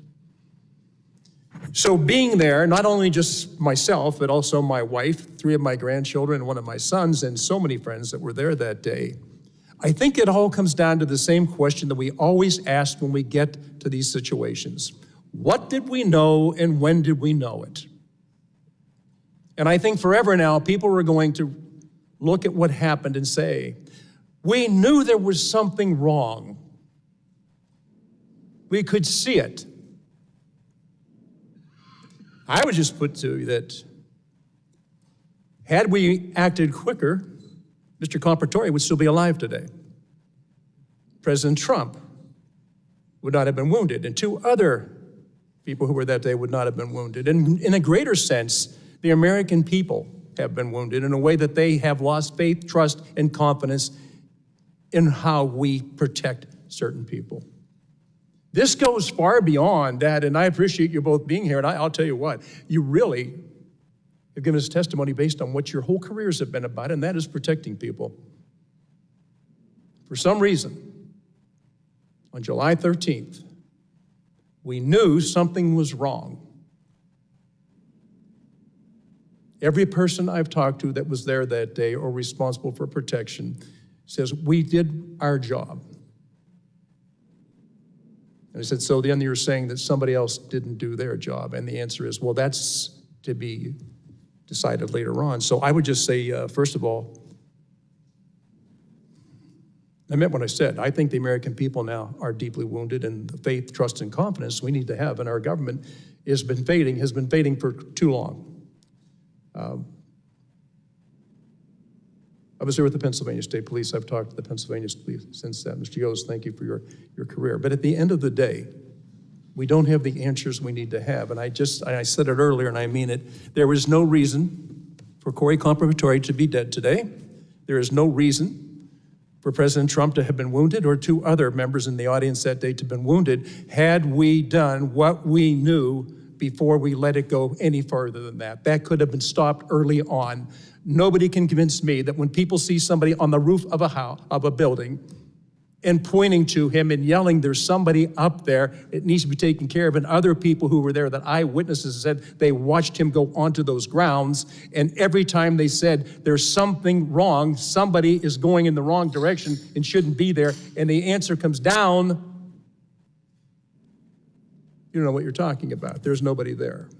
So as we continue looking at this, and I think that we have a lot of testimony today, and again, I thank you for being there, but I just submit to you that the victims of that day, innocent people, none of it had to happen. We knew beforehand, and we could have prevented it, but we failed to act when we should have acted. So I appreciate your careers and everything you've done. And Chairman, I appreciate the fact that I've been able to be here today and that you came to our town yesterday, in a town that I have lived. This spot is a place I've been at many, many, many times. I just cannot understand why we didn't act when we knew there was something wrong. At the very least, they could have taken President Trump off the podium, and some of the other activity after that never would have taken place. So thank you for having me here, and thank you both. Colonel, Mr. Yost, thank you so much for being here. I appreciate it, but there is far, far more we have to learn. Thank you, sir. Thank you. We're going to do another round of questioning, and I don't know, Mr. Gray, if you're going to want to ask any other questions. Or, I'll have a couple, okay, sir. Sounds good. So you'll follow me, and then we'll go around. I just want to get back to this text message that was sent at about 20 to 25 minutes prior. That text message was a picture of Crooks. Was it a picture of him pointing the rangefinder or of him just looking suspicious? Chairman, I have not seen the picture that was sent, so I don't know.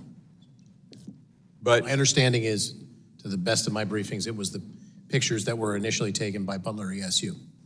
Okay, so that was the 62-minute prior. Okay. At 20, 25 minutes prior, though, someone saw him pointing a rangefinder and taking range estimation or range readings, right? I don't want to speculate as to what he actually was doing with the rangefinder, but the rangefinder, my understanding is, was the heightened suspicion. Yes, sir. And he was pointing it. Because a rangefinder, I guess you can have it digital and do it like this, but there are also rangefinders you look through and you have a reading. Do you know description of the rangefinder? It was not briefed to me. I can't. Okay. But there was concern, and that was relayed to the command post, and that was a PSP guy in the Secret Service command post via a text message 20-something minutes before, and you'd think it included the fact that the guy had a rangefinder. My understanding is, yes. Okay. Okay. Then you mentioned that the 2 ESU guys that were in the second story, in truth, to me, it appears to be a second building behind it that got joined by all these different, the breakup of that whole complex and the intricacies of, places to hide and move around, all the little alleyways, is because they built tunnelways, or not tunnels, but hallways that were covered between each of these different buildings. So it's actually a separate building with a amended. Connector. Yep. So there are 2 guys in that building. They leave to go look for the guy, the suspicious person. My understanding is, yes, according to interviews. So they were not manning, they did not have oversight on that rooftop because they were out looking for the guy. Correct. My understanding is it was the grounds around there, to see it photographed now or on your tour yesterday, without scores of people traversing from different parking areas to make ingress into the secure perimeter, that there was a concerted effort to try and identify and make contact with him. Sure. In conjunction with other I was briefed that there were 2 other suspicious individuals that simultaneous to this, not terribly too far away distance-wise. I don't have the specifics, but those this is all occurring contemporaneously. But one of them, Crooks, had a rangefinder, and so they leave and they go, look, he's suspicious. That leaves that building with 2 sets of eyes that could have observed it, granted, by exposing themselves. And by the way, I would think they could stay in the building as opposed to being on top of it for their own sort of defilade position. I get that as a sniper works, but you got to be able to see it. So anyway, they leave. Did they know, was Secret Service notified that they were leaving to go look for this guy, and thus those eyes on top of the building not? I do not know, and the other thing that I do not know is where else Butler ESU sent that information. I have not been briefed on that. Who told them to go look? Do you know if they were told to go look? I do not know, sir. We just know that they did go look. Yes, sir. And I said a very concerted effort with all of those alcoves and all of those buildings was made. There were 2 additional officers who, again, I don't know the specifics of the timeline. I don't know the specifics of the logistics of how that information was relayed, but I'm briefed that they came and they made a very concerted effort to try and locate Crooks. But it seems to me that was leaving that extra set of eyes on top of the building. It would be something if I were the site commander at that point, I'd want to know 2 guys are leaving a post where they have observation on a building, and that somebody relayed that to me so that I would know, oh, wait a minute, now 2 sets of eyes that were on the building. You know what I'm saying? It's like if you pull security, if you pull your lateral security in an ambush or something. I'm talking like an Army guy now. The commander's going to know that guy's moved away from there and now he's got a blind spot, right? So I just want to make sure, I want to dig into that a little more. Obviously, you don't have the answer, so we'll dig elsewhere. But I find it interesting that they leave, this guy is so suspicious, has a rangefinder, they leave their post that they are manning to go look for him, yet Secret Service, and they get told about it 20 to 25 minutes beforehand, but Secret Service still lets the president go on the stage. I'm just totally blown away by that. But again, there's more details to be had. Thank you for being here. I really appreciate it. I'm going to turn it over now to the ranking member for his 5 minutes of questioning. Gentlemen, thank you for being here today. Commissioner Paris, Mr. Yost, we're looking at a rearview mirror of what happened. A lot of good questions from both sides of the aisle. Commissioner Paris, you don't have the luxury of time. You're protecting governor, and you'll be protecting high-profile candidates in your battleground state, like right about now. I'm trying to figure out how we help you do your job a whole lot better. Mr. Kelly, his line of questioning was interesting, and I considered it important because that's his background, that's his backyard. And he asked, who decided the site of the event? It's a good question. Bigger question is, who okays, who approves the site of an event? And I come back to what I said earlier, which is one of those officers on the ground said, Lou, he said, who's in charge? The Secret Service says good or bad. Does the campaign then say good or bad, or does the campaign have the ability to override the Secret Service at an event? And I say, and I ask this question from you, Commissioner Paris, you're gonna have to make these decisions here real soon. Because if I'm here where you're at today you've learned some lessons. The 13th to today, we've all learned some lessons, and you have to execute, sir. And it's not your responsibility, it's not our responsibility, it's all of us our responsibility. And I wanna know how we can help you clarify these lines of command, so to speak, to make sure that we minimize the possibilities of this happening again. Who makes the decisions? Who's in charge? What are the lessons we've learned today, gentlemen? Sir, what is it that we can do to make sure that It's not going to be on your shoulders. You're not going to be able to resign. You have to execute. Please. I appreciate your comments very much. I can say that through the governor and the legislature in the Commonwealth of Pennsylvania, we are very supported, and we have the resources, I believe, moving forward to rise to the occasion. The Secret Service remains the agency with the most experience, traditionally, when you talk about organizational knowledge to carry this forward. Responsible for the Pennsylvania State Police, I pledge that any and all support that we can give to keep all Pennsylvanians safe, which is what 6,400 civilian and enlisted Pennsylvania State Police show up every day to do, we will do.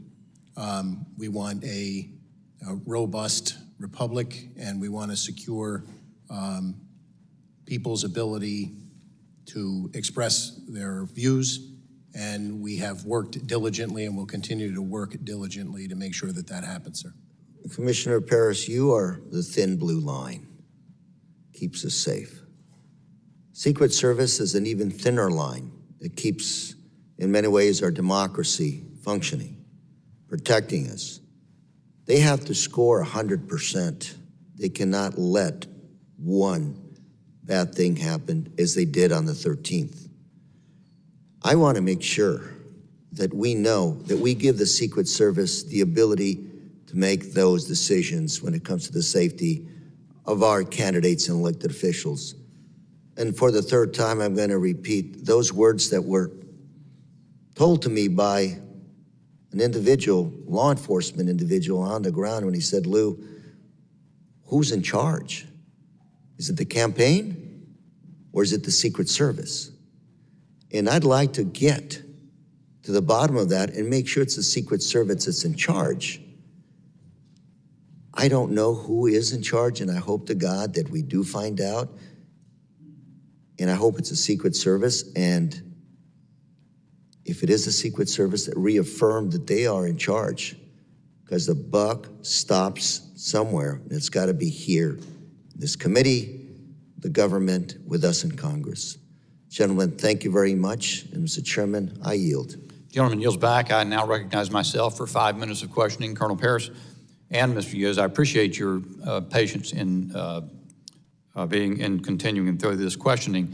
And I would submit that I think your candor, Colonel Paris, has been very refreshing, and it paints a clear contrast from what was the testimony of the director of the Secret Service yesterday, who's now resigned. But her resignation doesn't resolve a thing. And in fact, the criminal investigation that your department is undertaking, that presumably Butler authorities may be involved in, FBI is undertaking, those don't really resolve anything. They affix criminal liability of someone who's presumably, if they acted alone, is dead. What is the most important issue is we have a national security crisis. We have right now, the only person who's been inactivated, as I understand it, is the sharpshooter who took the perp out. The people who made what appear to be unbelievably horrendous decisions.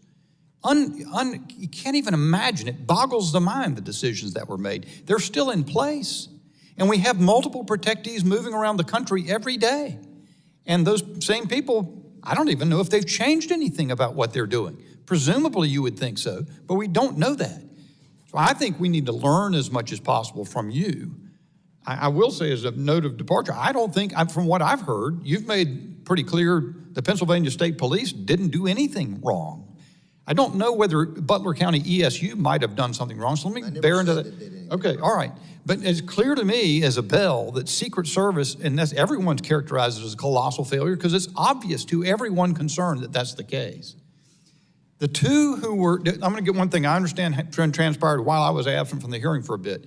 Do I understand that the two Butler ESU officers who one hoisted the other to the roof line where the crooks turned and leveled the rifle at him, those were two different ESU officers than the ones that originally spotted crooks from the second floor. Is that correct? So just to be clear, my understanding is the two officers that responded and one hoisted up the second one were not part of Butler ESU. They were two separate municipal officers who were tasked with a different responsibility. I would speculate as an example to say a traffic post or a... Understood.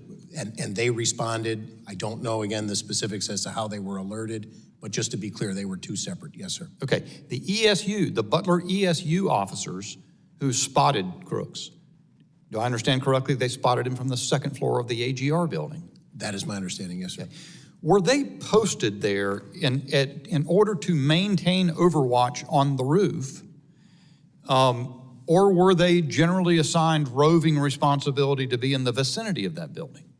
I can't answer that, and I would defer to the Secret Service as to what the communication was and the assignment given.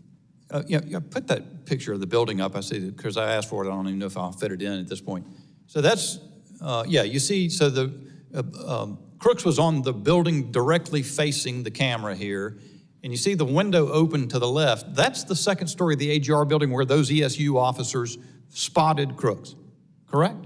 That's my understanding. Okay. Did they advise their senior, their command that they were departing that location to look for Crooks? Do you know that? I do not know, sir. Why did they stay away from that position for so long? If I understand correctly, the picture of Crooks was texted about 20, 25 minutes ahead of the shooting. Is that correct, first of all? Could you ask me that one more time, sir? I just want to make sure, because was the picture of Crooks that they took, did they take that picture and send it to up into their command about 20, 25 minutes before the shooting? What I want to be specific about is when the PSP member in the command post received it, and I believe that's in the vicinity of 20 to 25 minutes, with the caveat prior put on the record about a series of events, not a timeline minute by minute. So you don't know whether they... I don't specifically know. I believe the pictures of Crooks were taken at some point before that, when he was identified as being suspicious based on my prior testimony from the briefings that I had, because he was... Okay, I get it. At least we've got a fairly long numbers of minutes, 10, 15, 20 minutes. Why did they not return to that post? Do you know that? I do not know, sir. My understanding is that there was a very concerted effort at that point to actively search and locate him and dispel that suspicion. You mentioned that you have asked for, not received, I don't know what you call it, the site plan, but from the Secret Service has not been given to you. Has there been anything else that you've asked for in the course of your investigation that's been denied or made inaccessible to you other than the site plan? Again, I want to be clear. No, I'm not aware of anything else that we've asked for, and we have not been denied. I just believe we haven't received it yet, so I want to make sure I'm not mischaracterizing that. We asked for it, and we have yet to receive it. Yeah, we never get denied stuff. We just never get it. My time having expired, I recognize the gentleman from New York, Mr. Laloda. Thank you, Chairman. Colonel, I want to reiterate the appreciation this committee has for your energy, your stamina, your focus, your candor. It's regrettable that some of our federal colleagues are not at the table with you today. We would have liked to extract for them some of the facts from 10 days ago. My colleagues from both sides of the aisle, I think, asked good, fair questions of you, and you gave good, fair, accurate responses to them that helps us understand July 13th a little more. It was only 10 days ago. We're probably only in the infancy of that investigation of our oversight responsibilities, but you've provided us a lot. I want to use the remainder of my time to look forward. There's going to be a lot of conjecture about what happened, who's at fault, but putting that aside, we've talked about flaws that happened on July 13th, be it tactical flaws about communication, strategic ones like lack of drones, administrative ones like command and control and who has what authority, what are the rules of engagement. So I wanted to ask you, Colonel, and it's been said, Pennsylvania is going to have a number of more rallies, appearances, where the public is going to interact with presidential candidates from both sides of the aisle. What are you going to do? How are you going to assert yourself in your leadership role to reduce the likelihood of an incident like this, specifically with respect to tactics? We understand that radio communications were a weakness. Do you have a perspective on looking forward, how you might command your officers in a different manner to ensure that from a tactical perspective, specifically with communications, these events are held differently in the future, sir? So yes, I will start with referring to the testimony of Congressman Luttrell about reinforcing and reiterating to try and mitigate any potential complacency. The Pennsylvania State Police maintains the Pennsylvania Criminal Intelligence Center. We're always trying to lean forward and glean as much criminal intelligence as we can, not only generated within the ranks of the Pennsylvania State Police, but our local partners, our county partners, and then through task force collaborations that we have with multiple federal agencies. I can tell you that we will not back away from the Secret Service. We will lean forward to support them, and all of the resources of the Pennsylvania State Police will be brought to bear to keep Pennsylvanians and those visiting the Commonwealth safe. Have you considered communications specifically? Different radios, training on those radios, other communications devices, be it digital or voice or whatever. Have you considered prospectively either acquiring new technology, implementing new training, or otherwise developing tactics that allow not only state and local to communicate better with each other, but also that communication to be shared more effectively with your federal partners? I would say in the short term, coming up to the election, there's an extreme temporal component there that would make that difficult. Maintaining critical communications during any operation, be it an investigation of a traffic crash or a major investigation, a Cavalcante manhunt, an Eric Freen manhunt, 95 bridge disaster, a derailment of a train on the border with Pennsylvania, a 6-hour running gun battle in Juniata County. We're always looking to get better, and communications that we maintain are a critical part of that. So I can commit that we will try to get better. If there is something that these future endeavors, which we've committed at the top of the testimony to be a part of, proves that we can be better, we're always looking every day to get better. I know that members are allowed to, through the appropriations process, advocate for more resources to come to their state and local their state and local law enforcement partners for things like communications devices. I know that I've been able to lean into that process here, and I would sure that Mr. Kelly and others from the Pennsylvania delegation would endeavor to use federal funds to help augment your ability to increase your ability to communicate among each other and also with federal partners. I want to move to strategy, thinking a little more outside the bubble in the days and weeks leading up to an event.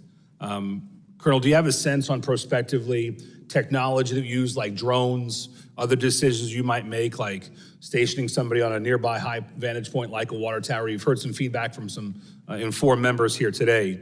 Are those things helpful for you to plan moving forward to seize opportunities, both technological and physical, for events moving forward? Short answer is yes. Our undercover assets and the surveillance and intelligence gathering is something we rely on heavily. We do have some drone capabilities that we're always looking to augment, but they're a phenomenal tool, and certainly their use will only expand into the future, probably long after my career and somebody who comes well after. But we're always looking to lean forward and do the job better, sir.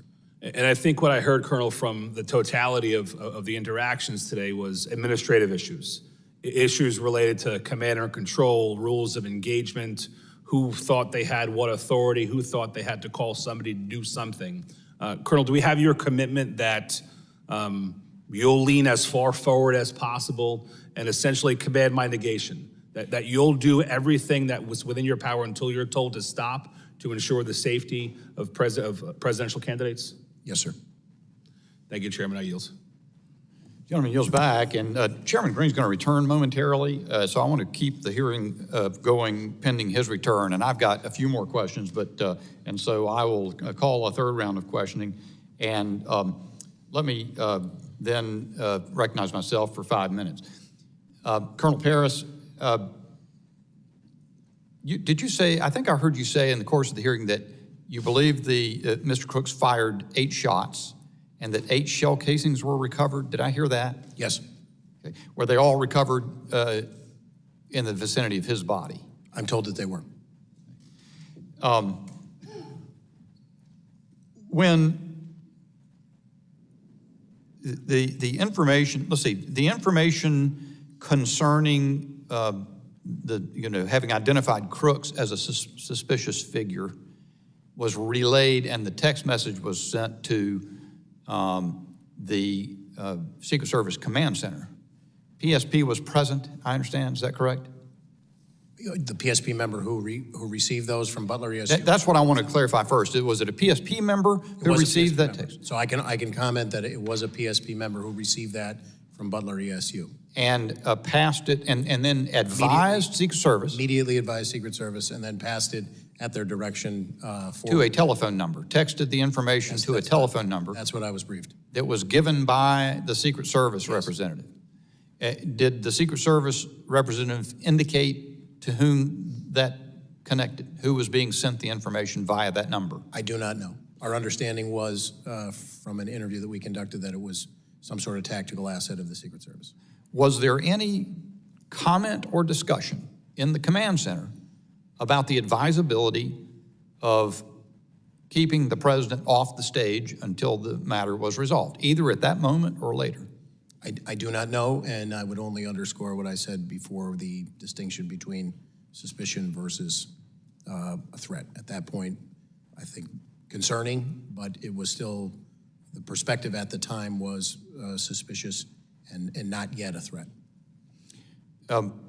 How did, so the information was relayed from ESU officers to a PSP officer. Do I understand that correct? Yes. Did ESU have command officers in the command center? That was asked earlier, and like I said, I received a briefing that my understanding was that there were Butler County representatives in the command post, but I cannot definitively tell you from any briefings that I've had who and when they were there. Do you have any insight why the Butler ESU officers transmitted that information to a PSP representative rather than to a Butler ESU representative in the command center? I understand that there was, the Butler ESU person from whom it came and the PSP member to whom it was sent they essentially knew one another. Was there any mechanism in place to monitor the location presence of the ESU officers who were at the second floor window and departed from there to go look for crooks? Was that any kind of communication ongoing in the command center with that, about that? I don't know. Right.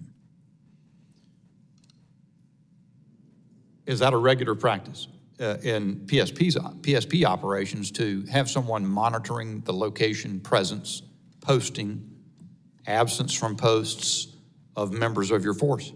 I would say in general, you need to know where your assets are deployed, but I would also say, depending on what the prior rules of engagement are, there may be a situation that could realistically, outside of the example we're discussing today, that we would expect our people to make a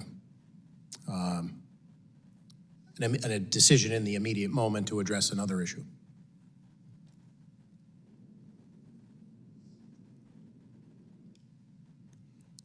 All right, I yield back and recognize the gentleman from California, Mr. Correa, for 5 minutes. Thank you, Mr. Chairman. Again, gentlemen, thank you for being here. Something Mr. LaLota said that I want to emphasize and underline, which is, gentlemen, I hope you lean forward when it comes to making decisions, making what your gut tells you is the right decision when you're out there trying to protect American lives, especially those of candidates. The situation is an interesting one because in this committee, we have been talking about domestic terrorism as being a bigger threat to the United States than foreign terrorism.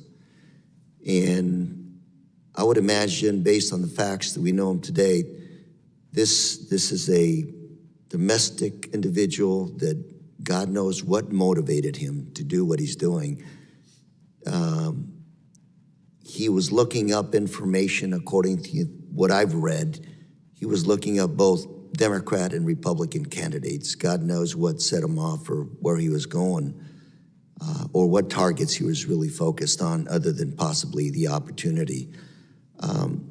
This is not good news because this is essentially a lone wolf, it would appear, that just God knows what motivated him. And I'm bringing this up because, Mr. Yost, you represent thousands of police officers in this country. A lot of them doing the job to the best of their abilities. And yet these are challenges that are very hard to take on.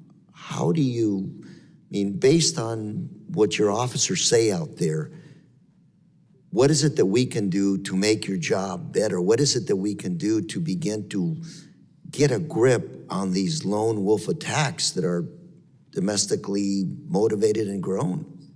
Well, sir, I'm not too sure I have an easy answer for you on that one. I will tell you that we live in extraordinary times right now where we've gone from talking to people to talking at people. And I think what you see over a period of time, this is eroded to a part where I think through social media or whatever events, we built a community around our own belief systems, and I think that in some ways is what empowers some people who act out on things. We may never understand why some people take the actions they do. I think we're just in some extraordinary times with so much hate in our country, and that's across the board. As a law enforcement officer, we went through that period of time of the dehumanization of law enforcement. It certainly took a toll on us as a profession. I'll give you some examples of how dangerous it is to be a police officer right now. Last year, there were 378 officers that were shot in the line of duty. 60 died. And the number of ambush attacks on law enforcement officers were over 100. That's last year. This year, already the first 6 months, we're at 200 officers have been shot in the line of duty. Last year? Last year was 376. And this year we're at? This year we're at 200 just in the first 6 months. So we're on par, or it will exceed what last year's been. There's just so much hatred in our country right now, and I think that I agree with the statements made by pretty much everyone in this room. We need to turn the rhetoric down. I think it's not serving to anyone. The hatred that we have across this country is permeating into everything we have, and that's everybody owns a little bit of responsibility with it. We need to focus on finding solutions to problems rather than blaming others for what the problems are. I know that that's not your question, but I think it. Well, actually, you are answering my question, sir. I'm sorry, what? You are answering my question. Yeah. So what can be done, sir? We really need to turn the rhetoric down. We need to recognize that in reality, this is the reality when it comes to law enforcement. The majority of violent crime in this country is committed by a small percentage of people. And when we're able to separate them from the people that they prey on, we impact crime. We struggle in this country because law enforcement officers are doing their job to try and separate that. But I think our system is just so many layers in it that shows that it's fractured. And we really need to get back to the real business of protecting the people we serve. That's the end of the day, that's what's most important. And so we live in some extraordinary times. I look at what happened here on the political stage. It doesn't surprise me because this has been happening across our country, across a number of individuals. Commissioner Harris, any thoughts? I would just say that we endeavor to try and be the most professional that we can to earn that respect every day. I think every encounter of the millions of calls of service that troopers answer across 45,000 square miles of the Commonwealth is an opportunity to establish that relationship and be professional and do the right thing. And that's what I think, sometimes the more complex the problem, the more simple the solution in terms of keeping our focus on being professionals, doing the right thing at the right time, and showing up every day and earning it. If I conclude by saying that thank you for your service to our country and to our communities, keeping us safe, and consider us, I think I can speak for everybody up here, consider us partners of yours. Work with us, talk to us, not at us, but with us, so we can figure out how to solve some of these issues. Thank you very much, Mr. Chairman. My time is up. Gentleman yields back, and all time having expired in the second round of questioning, I would yield to the ranking member for a closing statement if you have one, sir. Thank you, Mr. Chairman, and I do. And again, to repeat myself, thanks our witnesses for being here today. And I want to thank our chairman for calling this most important hearing. July 13th was a tragedy. Can't let it happen again. And that's why we're here today, oversight to get the facts. And I believe that we have started getting some facts. A whole lot more work to be done, but we're going in that direction. We do have a lot of questions for the Secret Service, for local law enforcement. And as Mr. Ivey said, the locals didn't get a lot of notice when it came to this campaign event for a presidential candidate. We need to do better. The American public is relying on us to get some answers. They want to make sure that, that we're doing the best we can to guard our democracy by guarding our candidates to office. And as we get closer to the November election, like you both have said, we got to watch the rhetoric. We got to tone it down. And I've heard those words in this committee. Right after January 6th, we echoed those same words from both sides. Tone it down, folks. And we're still there. We can do better. We can do better for this country, for our democracy. And we need to again set an example for the rest of the world. All of us together, we can do this. Thank you very much, Mr. Chairman, and I yield.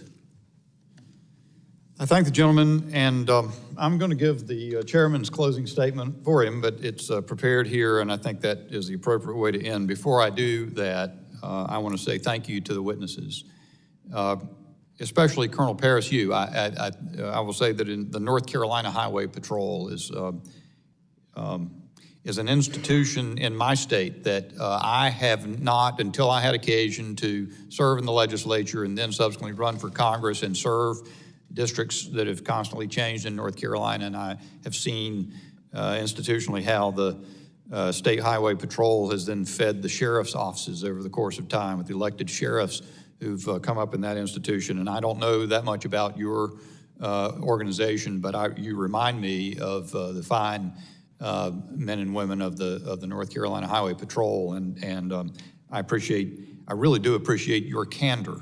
Tomorrow, the director of the FBI, Christopher Wray, will be testifying before the Judiciary Committee, on which I also serve. And I hope he'll be candid. I believe there are moments when the sanctity of criminal investigations needs to be tempered by the fact that the nation needs answers to a national security crisis, as I suggested before. You have been candid while still protecting the sanctity of the investigations that are ongoing, or of which your agency is a part, and I appreciate that very much. So during this hearing, we got the news that Director Cheadle resigned. After refusing to give straightforward answers to Congress and the American people about the Secret Service's failures on July 13, seeing the chairman return, I'm going to pause and let him give his statement, which I had commenced. You're closing for me there?